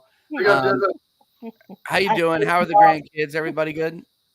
Happy Independence Day, boys. Thank you. Big up, Jazz. I need a piss. I've got it. Okay, good Lord. Mate, I think you fucked up on Independence Day. Really? Why? Because we let Yeti on? Is that why we screwed up? I think basically if you'd actually stayed with us, then you'd have a better football. Better academies for sure, huh, Jess? Academies would be. Oh, shit. Come on. Because you would have taxed us too much. Yeah, no, yeah, exactly. Tax, bro. Can you imagine the tax on Flo Balogun? Come on. Instead of coffee, bro. The tax on Flo Balogun alone. We'd be playing. We wouldn't call it soccer. We'd actually call it football. And I kind of like soccer. Well, that'd be a start. That's a good start. You know what I'm saying? What else? Let's see. I'm joking, guys. Of course. We'd have to have different accents for the North and South, which we do, but it'd be even more confusing because it sounds the same. Yep. Anyway, good to see you, Jazz. Happy 4th, bro. Looking good. See, you got a little beard going on there. You're gonna do a little ZZ Top. Yeah, are you growing out a beard? Sorry, mate. Are you growing out a beard? Growing out the beard? No, it's going tomorrow. It's going tomorrow. No, it's going. Go back to the baby face, huh? Yeah, well, I don't know about that. No, it's going tomorrow, man. No, I'll just be lazy, to be honest. And I've got two little rats mad right now. Seriously, it's all right. It's all right for them to go out. You know what I'm saying? Yeah. Oh, good old granddad. Yeah. When your kids drop the grandchildren off, do they just push them in and then run like hell to the car? Yeah. Push them and go, not even saying hello. Huh? Have fun. Well, Yeti's back from his piss, everybody. See you That later. was a good piss, that was. Well, that's good to know. Not gonna lie. All right. Well, now that Yeti gave his ridiculous top 5, Jez, do you have a top 5 that you are? Jesus, look at that smeller. Christ Almighty, man! Yeah, no, he's down in it like it's no tomorrow. My man. Wow. I thought this was a British channel. That's hilarious. So what do you got for the top 5 coming up this season, Jezza? Okay, go for it. Top 5. You tell us. My top 5. Okay. Okay. I'm going to start in 5th. I'm going to start 5th. Chelsea. No, I start again. No. Tottenham. 5th. Tottenham in 5th? Yep. Chelsea. Woo! Chelsea 4th. Okay. Yeah, okay. Yep. Yeah. Okay. Write it down. I'm then going to go Liverpool. 3rd. I'm then going to go Man United, Man City, Arsenal. Oh my God! Everybody's predicting Arsenal to win it all. Don't mention us once. And Nottingham Forest. Disgusted. Nottingham Forest are going to be 7th. There you go. 7. Hey, I love that. I love that. Whoa. Yeah, no, the chat's losing it.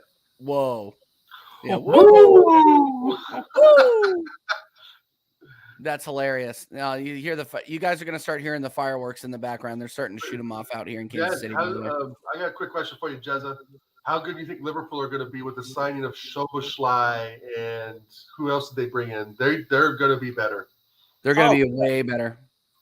Well, 2 seasons ago we were in for Szoboszlai. Right.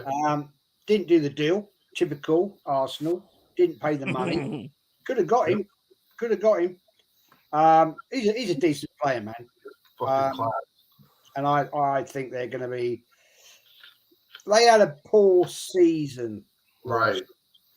Saliba was not on his game. I think bringing this game in is going to be a massive difference. He's a top class player. I wish we'd bought him. I really do, but it's the Arsenal way. And I said in your chat earlier, guys, we're pontificating, pissing around with the Rice deal. West Ham, his father is his agent. His father could quite easily go to Man City and say, right, okay, 95 million, 5 up front and 5 next season. And they'll get it done. Get it done. And the fact is, West Ham also have the right to an extension in his contract. Yeah. And so, come on, Edu and Garlic Heads and all this stuff. Just do it. Just pay the sodding money, get it over the line, and I did a stream. When was it? Saturday. I said Arsenal getting business done early. Maybe I counted my chickens too early because we do this time in, time out. Just do it. If you're going to want the player, do it. Don't mess about saying, oh, well, West Ham want us to pay over 2 years. We want to pay 4. We've got the money. We're not a skint club. You do screw about. We're the 6th richest club in Europe. Right? And if you actually go in depth, Yeti, if you really go in depth and go in and look at the club funds of big, I'll say the top 7 clubs. Arsenal Football Club, right, apart from Manchester City, are the only one in the black. Yeah. Every other football club, Man United, Tottenham, probably not Chelsea anymore, so I'm probably out of order in saying that, but they're in the red. They owe millions and millions and millions of pounds because they've got bloody shit owners, worse than ours. Newcastle, who I don't class, well, they are in the top 6, aren't they? They're in Europe. They're obviously got a massive bank account, but they're not spending massive, are they? They're not going out and ripping up and writing checks here, there, and everywhere. And they can. It's an interesting one. It really is an interesting one, this. And I think this transfer window, guys, is going to be very, very interesting. And it's going to go to the wire. I really do.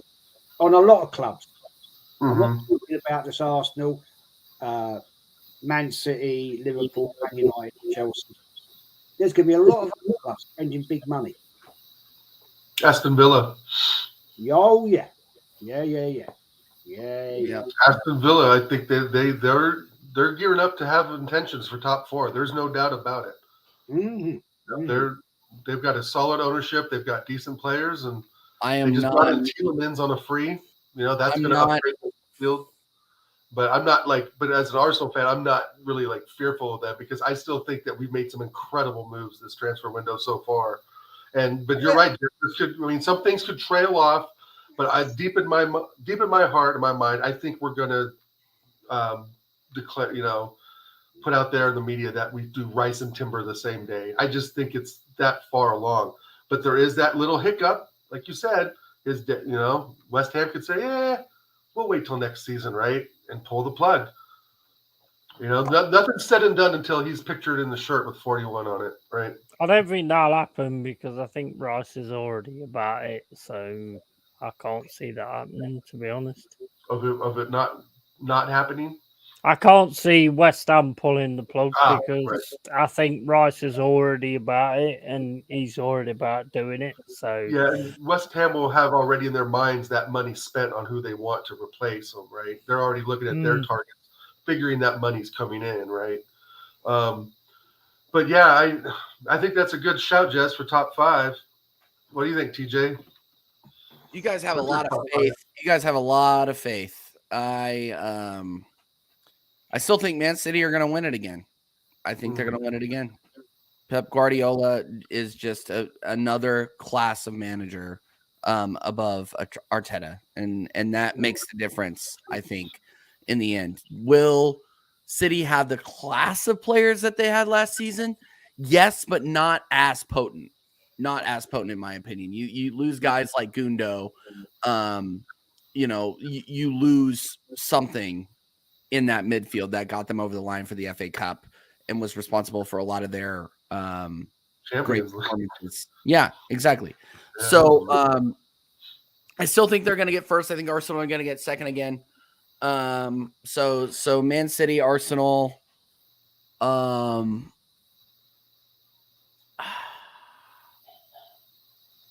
think your only problem is manager, to be honest. Yes and no. We can address that in a second. Liverpool, I think are going to get third. I think they'll be back, to be honest. Fourth, Newcastle. Fifth, Chelsea. Because Chelsea do not have anything to worry about in terms of Europe. So I think they're gonna focus solely on the league. I wouldn't be surprised if they didn't even try in any of the domestic trophies. I really think that they are going to focus solely on the league. Pochettino is an interesting one there, isn't he? If he can bring some of that attacking, technical mindset to that team, they're going to be very, very good. I just see what I see when I look at Chelsea's, well, one of the best teams in the world on paper, but it's kind of a hodgepodge of players all just kind of thrown together in some instances, right? You don't really have any consistency with any. I guess a lot of teams, most of the teams, you can say that as well. But with Chelsea, it's exuberant because of the amount of money, right? 100 million from Mudryk, who didn't do absolute fuck all last season, literally. Is he going to be better? Maybe. Nkunu's going there, right? Nkunu, if I said his name right, Nkuku from RB Leipzig, I think is going to come in there. He's a phenomenal player. He'll make a difference. And again, at the end of the day, if they sell Havertz, who's their striker? I don't think they have João Felix. But they don't. No, João Felix is going back to Atletico Madrid. Yeah, so I think Pochettino has a good problem, is that he's got a lot of money and some decent players, but he's got a bad problem of how he's going to fit them all into his system. And so I think that's why you guys are right putting Chelsea down there, because I just, I see a lot of what they're going to be last season, probably this season, not scoring goals. They don't really have a prime goal scorer on their team. And we took Havertz, which wasn't a huge loss, I guess, to them. But yes, diehard Chelsea fans, they say you can have him, but hell, I'd take him over Vieira and Lukaku on our side. So I'm not. Pochettino has a lot of work to do with that squad. Is basically what I'm saying. A lot of work to do. I just think Pochettino, what he did with Spurs, 5-6 years ago, is something that you can't really put your nose up at, right? He got a tune out of a lot of those younger players. Granted, he had Harry Kane. Granted, but at the same time, like you don't get second in the Premier League into a Champions League final by being shit. That was 6 years ago, though, bro. I know. I get it. But similar situations, right? That's all. No. What you're saying is right. You just don't lose. Hey, Luca. Right. You don't lose that mentality as a coach and that rhythm of play and pattern of play and how you set up teams. Right. He's going to do that correctly. But does he have the right players though to execute what he wants to do? And I just don't know. Chelsea is just it's a real, just like I said, hodgepodge of players thrown together because the guy's got fucking money. I think There's honestly no we saw nothing that they could produce. Right. And then I want to get Luca because Luca's in. Big up, Luca. Big up. I want Chelsea. The one thing that is kind of like having me about Chelsea is that they're linked to a lot of players. They're linked to Caicedo, but nothing has happened. Right. For example, if they sign Caicedo, I really do think that they are going to be in the European competition. They're going to be in the European window again. I really do believe that because they have the quality to be there, and they only have to focus on domestic competition. Right. Like when we were there, honestly, if you guys really think about it, when we got fifth, we were on pace to be in the top four, and our squad did not have any depth at all. So if you compare what we had 2 years ago to what Chelsea has now, I honestly think that Chelsea get fifth easily. Look, for me, right, what do you think, Luca? For me, right, look, we're a better team than Chelsea at the moment, right? Yeah. And I know last season we competed for a title challenge and no one expected us to be in a title challenge. The aim was to get top four and win the Europa League. But look, I can understand, look, if I think Caicedo is going to Chelsea because I think Manchester United, yes, there has been an interest. Caicedo originally wanted to go to a Champions League team. But if a big club like Chelsea comes in, he's going to take Chelsea. I know Chelsea finished 11th or 12th last season, but with a manager, with experience of them, with Pochettino, he's going to regroup. They're back in pre-season. It was his first day yesterday. And I think if Todd Bowley, look, I'm not Stan Kroenke's biggest fan. I'm not Edu's biggest fan. Whether people don't like me or not, right, and regardless of my opinions. But for me, I think with this Chelsea owner, they're in a lot of mess at the moment. They're just splashing dough, cash, left, right, and centre, thinking it's just fun to do it. Well, it's not, because you have to invest in the right players. And for me, I will give credit for Edu and Stan Kroenke, because I didn't think that Declan Rice wasn't going to get done. I didn't think it wasn't going to happen. And I always believed that Man City put a bid in, right? And I hold my hands up, and I will give my credit to Edu, the Kroenke, and that. And Mikel Arteta, I will give them credits due, but it doesn't make me Edu in, because for me, Edu has to do it constantly. No good doing it on a one-off, and then don't do it in the January transfer window. Right. This is what our fans don't understand, and this is what they don't realise. But getting back to the question about Chelsea, I think if they get Caicedo, they massively improve. I don't think they'll get top four, because there's too many teams like us, Arsenal, Liverpool are strengthening now, which I think Liverpool are going to be a serious team again. Newcastle will be there in the bouts. They're buying players like Tonali and that. Man City, they've bought that Croatian defender. So I think the top four will be similar to the same as last season. But I think Chelsea could push for Europa League because they've got Christopher Nkunku coming to the Premier League from the Bundesliga. Will it be another Kai Havertz situation? We can't tell. And I think Chelsea, I don't think they'll get top four next season coming, because I think I'm not sure with Pochettino. Yes, he's got experience, but what has he won? Yes, he took them lot down the road, right, to a final, right? Right. That was years ago.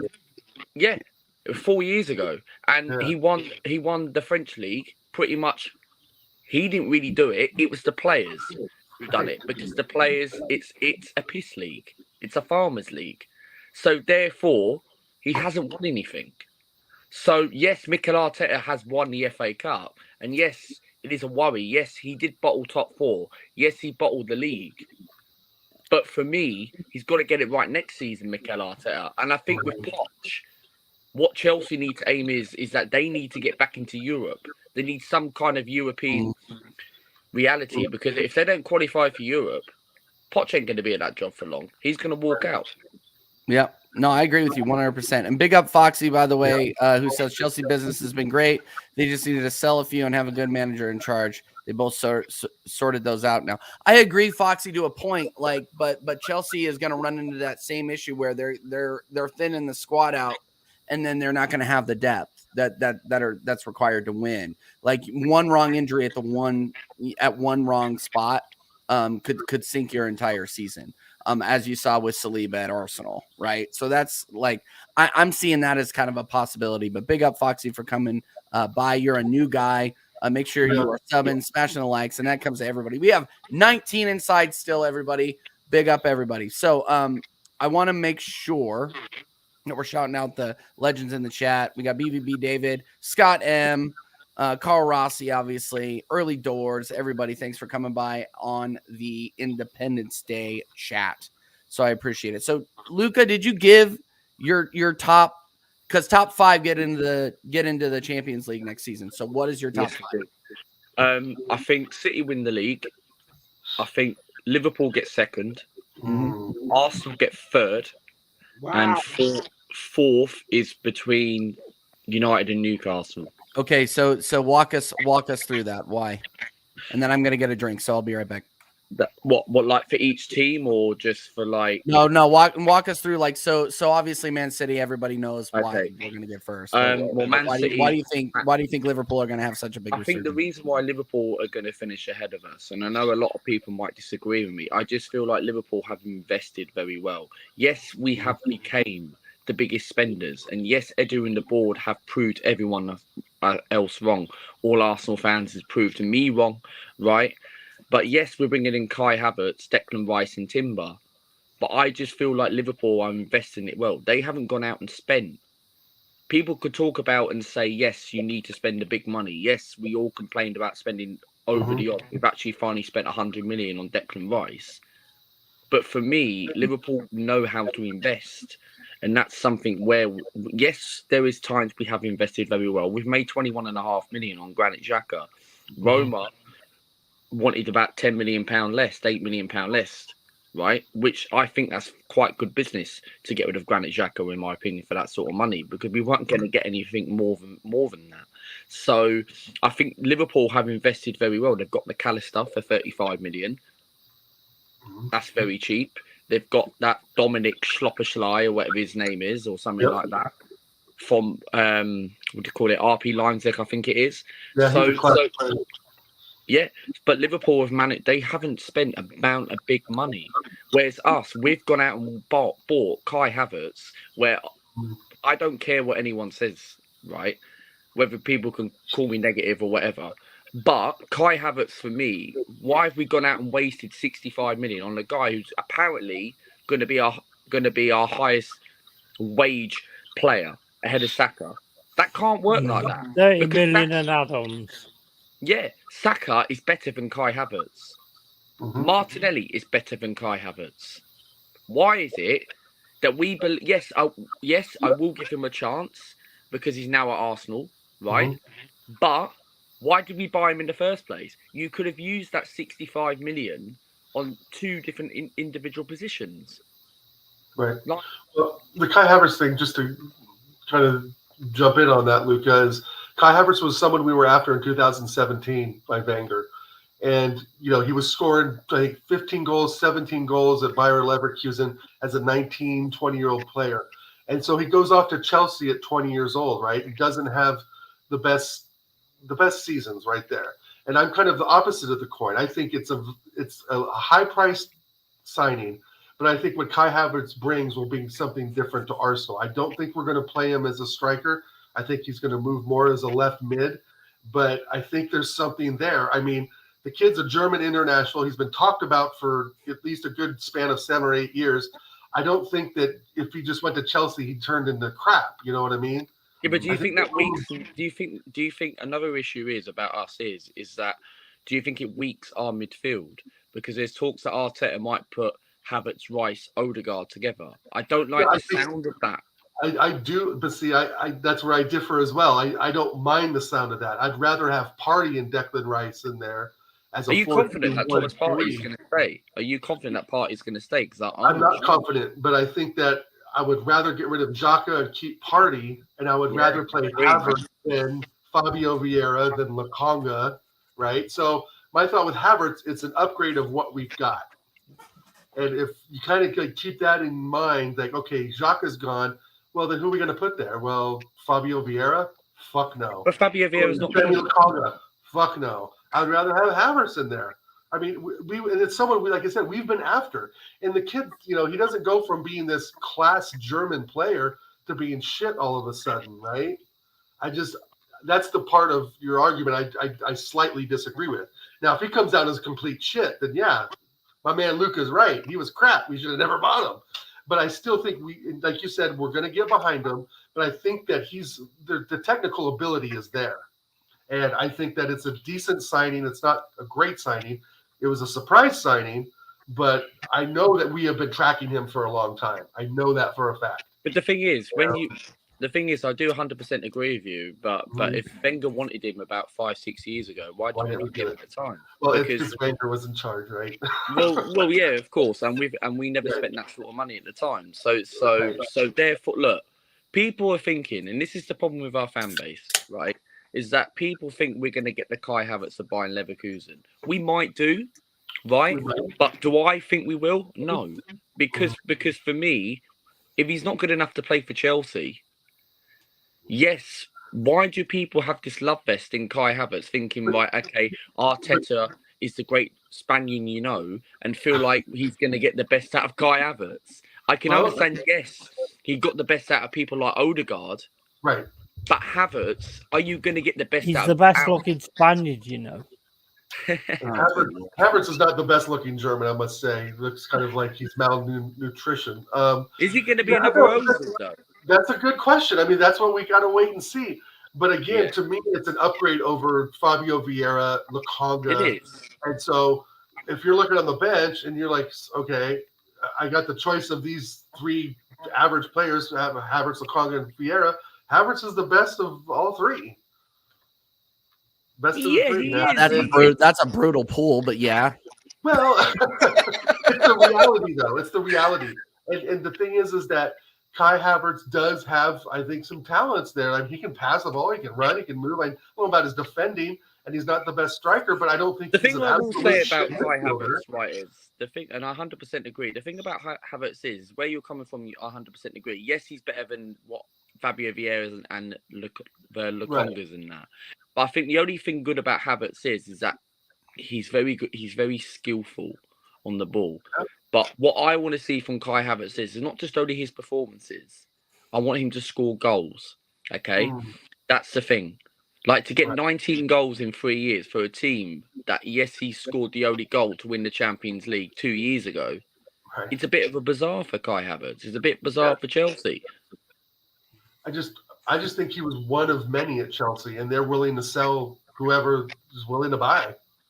You know, but is he worth that sort of money? That was an overbuy, though. That wasn't a buy. That was an overbuy. I just love the fact that everybody's overlooking us. I really do. Oh my God! I'm not getting back on Nottingham Forest now. You guys, everybody's overlooking us. You're gonna regret it, guys. You're gonna regret it. Jez hasn't talked in a minute, so I wanted to get Jez's. So Kai Havertz, I know I've listened to some of your streams, and I don't think you really rate the guy, but I don't think you absolutely think he's crap either, right?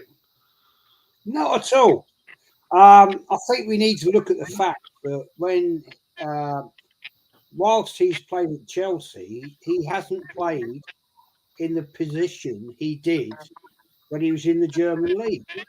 Now, I'm not going to get into this bullshit statements about German league not as good as the Premier League, French leagues, the Farmers League, all that, because that's just bollocks at the end of the day. The fact remains, this guy is a class player. He's an international player. He plays for his country. Now, you don't become an international player if you're shit. Right.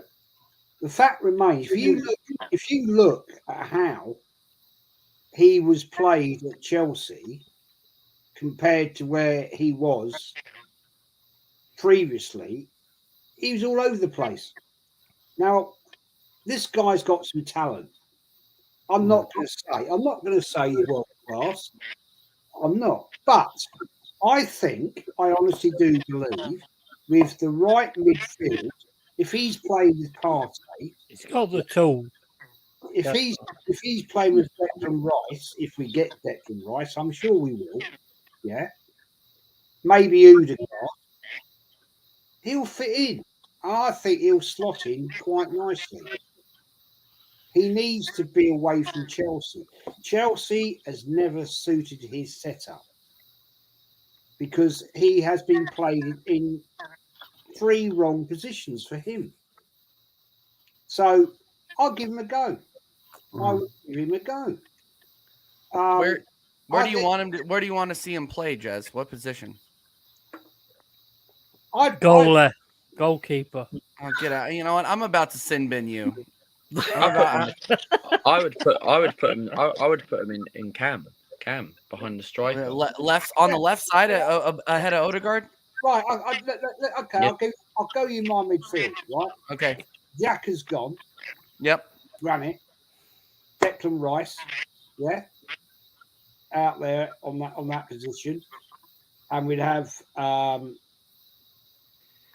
I'll go Odegaard. I'll go Partey, and I'll then go in a mixed with Havertz there, and then have Jesus, and I'd have Martinelli. I think that would cause a lot of teams a lot of problems because they can mix that up, and with Saka out on the right, yeah, that would cause a lot of. There's a lot of interplay that can happen there, and I think that is maybe why Arsenal have brought him in. We need, because let's be honest, he's a big, strong bloke. He's not a little lightweight like Fabio Vieira, right? Right? He can mix it up. He's a bit of a naughty boy, and we need people that are naughty boys. Because we used to have them. We had Vieira, we had Barla, and we had players like that used to mix it up. Yeah. Lundberg, he was a little dirty little fucker at times. And let's not make out Bergkamp was never innocent. No. You know, he used to get in the mix, as did Robert Pires. We don't have that sort of player currently, and we need to do that. And but can Declan Rice do that? Huh? Can Declan Rice do that? Yeah, of course he can. He's a snidey little shit. And we need that sort of stuff. Because Arsenal, I'm sorry, Luca, have been too nice for too long. Too polite. Oh, it's classy Arsenal. Well, let's get it right, people. Yeah. Arsenal on the pitch have never been bloody classy. Yeah, I remember games at Leeds back in the days, and at Chelsea, at Man United, and all these teams. Arsenal were dirty bastards. Frank McClintock. Yeah? Players like that. Yeah, you get it wrong, mate. They'll kick you on your ass. I know football's moved on. It's a different game now. It's different. Yeah? Yeah? But protect players more. The time is now. Arsenal need to step up. And there was a great comment in your chat earlier from the assembled about did Arteta lose it, or did Pep Guardiola? Yeah, that's the one. Actually started that one, Jez. You and I are on the same page. I would honestly say to you here, people. I would say to you here, Arteta lost it because of the weak squad. Got to have a plan B, mate. If you ain't got a plan B, it's not going to work. Well, that's a great point. But when you haven't got backup players, we lost Lever. We lost annually. We lose Partey just after Christmas. 2 seasons on the bounce. Yeah. And when you don't have a key player to come in and replace that key player, it makes a massive difference. And we saw the downturn when we went 5 down games one after the other. Cruising. I mean, I think personally, my opinion, last season was a bollock season because this bullshit thing of having the World Cup in the winter. I think it's an Yeah, absolute bitch. Personally, that's my opinion. But Arteta, you know, I don't like him, don't want him, but I praised him. I did. all of And, us did at one point. you know, he did a job, fair play to him. And it's not Arteta FC, it's Arsenal FC. But at the end of the day, guys, if the team is top of the league, you have to support what you're seeing. And I did. And you know, I got called out for it. But you know, Luca, I know you've had a lot of crap lately. I really don't give a crap what people say about me. I really don't. You know, I'm too Makes you old. the best. I'm too old. I've got too many scars, and I don't care. I But think all the time, I support my football club. for real.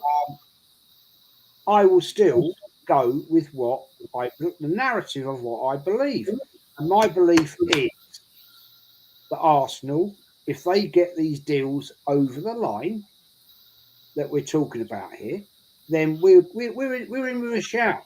Yeah. We are in with a shout. But my concern is, gentlemen, is the biggest elephant in the room is fucking Edu. He's the problem because he pontificates and pisses asses around. But why do people think? Yeah, but why do people think that Edu is doing great things? I've never said he has. No, but I'm saying other deluded. other people think they are because for me, look, Edu, yes, he might actually get Declan Rice and the rest of the players out of the line. That's good, but people are forgetting about the past. What Edu has made horrible mistakes. That's something what people are forgetting. And are we going to believe that is Edu going to go out and actually continue doing these good things in the next transfer window? Because January we don't really buy anyone. Well, hopefully with the signings we did this summer, we won't have to buy many in January, but buy players that need to fit in, you know, certain holes. Like Luca, I mean, you got a great point, Luca, and it's all about confidence, right? And I'm feeling confident for the season coming up. I feel like we're making the right moves. We're getting the right players. I'm excited about Timber.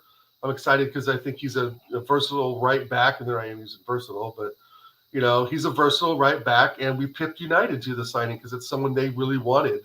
And that even makes, you know, puts a bigger smile on my face. But I think Jez really hit the nail on the head, too, as we had a World Cup year last year. So I want to see what a real 38 straight game season's like without a 2-month fucking break. And, you know, maybe perhaps Jesus doesn't get injured in the World Cup and we have a whole different conversation, right? The thing is that I truly forget that the World Cup really kind of put a kink into what we were trying to do because we were on a roll for a very, very good time. And, you know, when we came back from that, Jesus was out, but then we went on a good roll again with Trossard. We were on a winning streak after the World Cup. Right, with Trossard. Right, after we bottled with Everton and bottled City, then we went on a 6-game run. And then, of course, the Liverpool and West Ham games happened. But those 6 weeks, we were winning games with Trossard. And I still can, like you said before about making mistakes in January, Luca, is we were making mistakes past January by sticking Jesus back in the squad. It's like you look at the Liverpool game, we had a good combination with Trossard. So I really want to see what we can do. Like Jez said earlier, we need a big striker to actually. We need a big striker. I don't want the fucking World Cup over our heads. You know, we're going to have 72 to 78 games this season with Champions League, and I think we should give it a go.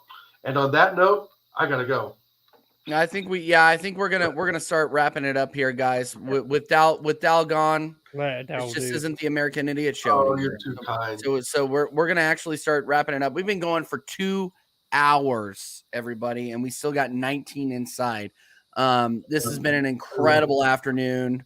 Couldn't have asked for more for a really, really quickly spun up American Idiot Show stream. Obviously, we will still be back on Friday, but I want to make sure that everybody is able to shout out their channels and plug everything before we head out. So, Dal, start taking us out, my man. check me out at Oregon Goon on YouTube and Instagram, infamous_Dow. Thanks again, TJ, for having me on. And thanks again, Yeti, for having me on earlier today. That was a great one-on-one conversation. We'll have more pleasure, of those mate. coming up. Unfortunately, I'm going to miss out on the Friday show, but we're going to have Sarcasm City and TJ and Connor doing the thing. And the week after that, I'm really, really excited for this guest. We have our man Diesel coming on, which I am very, very excited for. And then we'll have episode 20. We may have a mystery guest. We'll see. But is President Biden coming back? I fucking hope not. I don't want either one of those clowns. Let's not do the Trump Biden thing. Let's go. Not sure I know what to say. Biden didn't show up, so we had to put Lee Gunner on. It was kind of weird. Yeah, right. So we'll put Jez as the American president. How you like that, Jez? Yeah, Jez is the American president. But thanks again, TJ, Yeti, Jez, Luca. Great having you on. And everybody in the chat, Anthony, Flossie, True Gunner, Mr. B, Drew, Early Doors, man, all you guys. Happy 4th of July. Stay safe. And I will see you all soon. All God right. bless. Big up, Dal. Jez, again, you're the resident legend here, but I want you to shout your channel out every single time. Go ahead. Yeah, Arsenal history and more, man. Streaming tomorrow at 6:30. Doing part 2 of the show we started last Wednesday. It was such a good show. I know, it just went down a different road, and half the stuff I wanted to talk about, we never got into. I mean, we touched on the European Cup finals, never got into the FA League Cup stuff. And so we're doing it tomorrow night. It'll be about an hour. You talk about European Cups that you've won? Maybe not. Not one of them, mate. Not one of them. I think, mate, I love it. I love it. You're taking the piss, and I love it. He never stops taking the piss. It's ridiculous. Yeah.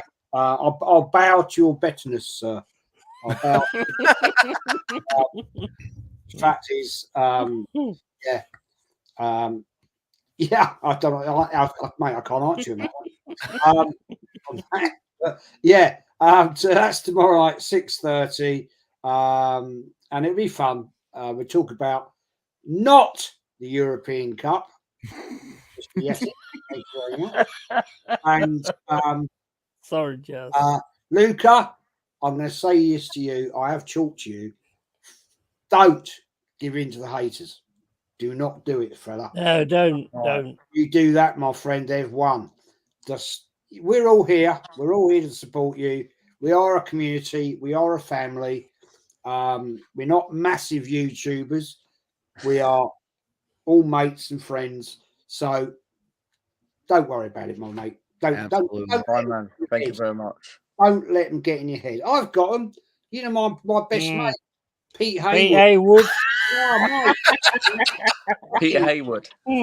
I live in his head, and mate, just take the piss out of them. Most of them are just little kiddies. Luca, I want you coming back, and next week you're coming on my channel with Kenny Ken. All right. Thank you very much, man. Thank you very much.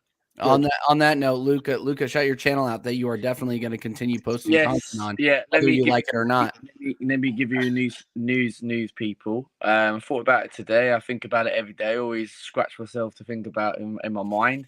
I am coming back. Yes, I'm probably going to be coming back next week some point because Arsenal are back in pre-season next week. So, of course, I'm going to be... The first game is next Thursday, 6 p.m. UK time against the German team, Nürnberg, I think it is. So I've decided I'm coming back to YouTube some point next week. And I've wrote a list of notes of content-wise coming up. So please do remind yourselves and set your reminders. Only if you like, I am returning to the channel next week some point. Luca AFC, we're on the road to 4,000 subscribers. If you haven't gone and subscribed to the channel, just turn the notifications on. So I'm returning, so you get to see my negative face back. Good man. Yeah, absolutely. Say it as it is, bro. Just say it as it is. Be yourself. I will, man. I will. Where is? All right, and then last and least, because I can't stand him, long-haired Yeti. Shout yourself out. Big up, Luca, mate. I did actually ban you when you was talking about. Well, I did actually block you on the chat because you were talking shit. But big up to you. I've actually seen you talking now, and big up respect for that. And you seem like a really good guy, so I will totally. I can be a unblock little you. bit negative and a little bit overreactive, mate. I'll totally unblock However, you my because opinion, though. So I've seen you talking now. I've seen your face, and you seem like a really decent guy, so I can go with that. Big up to Jazz, big up to TJ for putting me on here. It's always respected. My channel is Long Haired Yeti Cave. We talk shit, and we just don't give a fuck, basically, and we just talk crap, and that's the way it's always going to be. So even if it gets monetized, it's still the way it's going to be. I might get banned. What the fuck? Who cares? It's shit. But yeah, Long Haired Yeti Cave, drop in there, man. And yeah, I don't know what else to say. I'm Beautiful. done. No, great. All right, and I want to say thank you to all three of these guys. They've been I was a fan before I was ever a peer, so obviously that applies to Jez and Luca and Long Haired Yeti. We were polluting chats together, almost going on a year now in League Gunners chats. So just getting on a stream and hanging out with everybody in the legends in the chat. It's obviously a huge pleasure. So I really appreciate it, and I do not take it for granted. So a couple of big shout outs that I want to make for the channel. This channel is I have a feeling that this channel is about to blow up. I really do. We are on 350 subscribers now. We have massive guests coming on. You still got to apologize to Arteta, though. I'm never apologizing to anybody. But people expecting me to apologize to Edu. Yeah, and for the fact, I would probably have to apologize to about a list 20 people long for all the shit that I've said on here, but I'll never do it.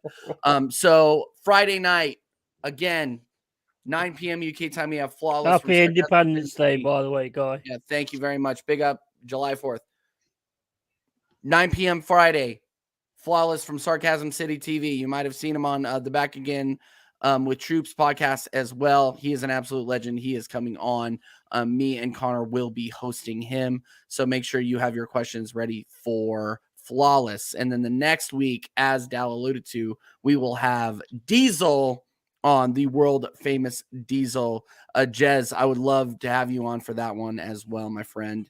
And yeah, again, I will be, and then after that, I'm going to be heading to Washington, D.C. to see my first Arsenal match against big up, the man. MLS All-Stars. So find Edu over there. Have a word with Edu and if I see, I'm sure I will be running into a lot of different characters. I am vlogging it. I will be going live. Give Arteta a plan B. Yeah. Yeah, so we'll see, and then me and Connor are gonna cut a whole video about it. So it's gonna be great. It's gonna be scenes. Yeah, I'm a little nervous about it. We'll probably have a stream about that, and I'd like to just get everybody's advice about heading to my first Arsenal match, even if it is in Washington D.C. Give me the lowdown, guys. Give me the lowdown because this is gonna be my first one. So just enjoy it, man. Just enjoy it. Just enjoy it. That's what it's about. Get in there, enjoy it, and have fun. That's it. I will 100% do that. But again, everybody's saying enjoy it. I love it. Thanks, guys. All right, we're gonna take it out now.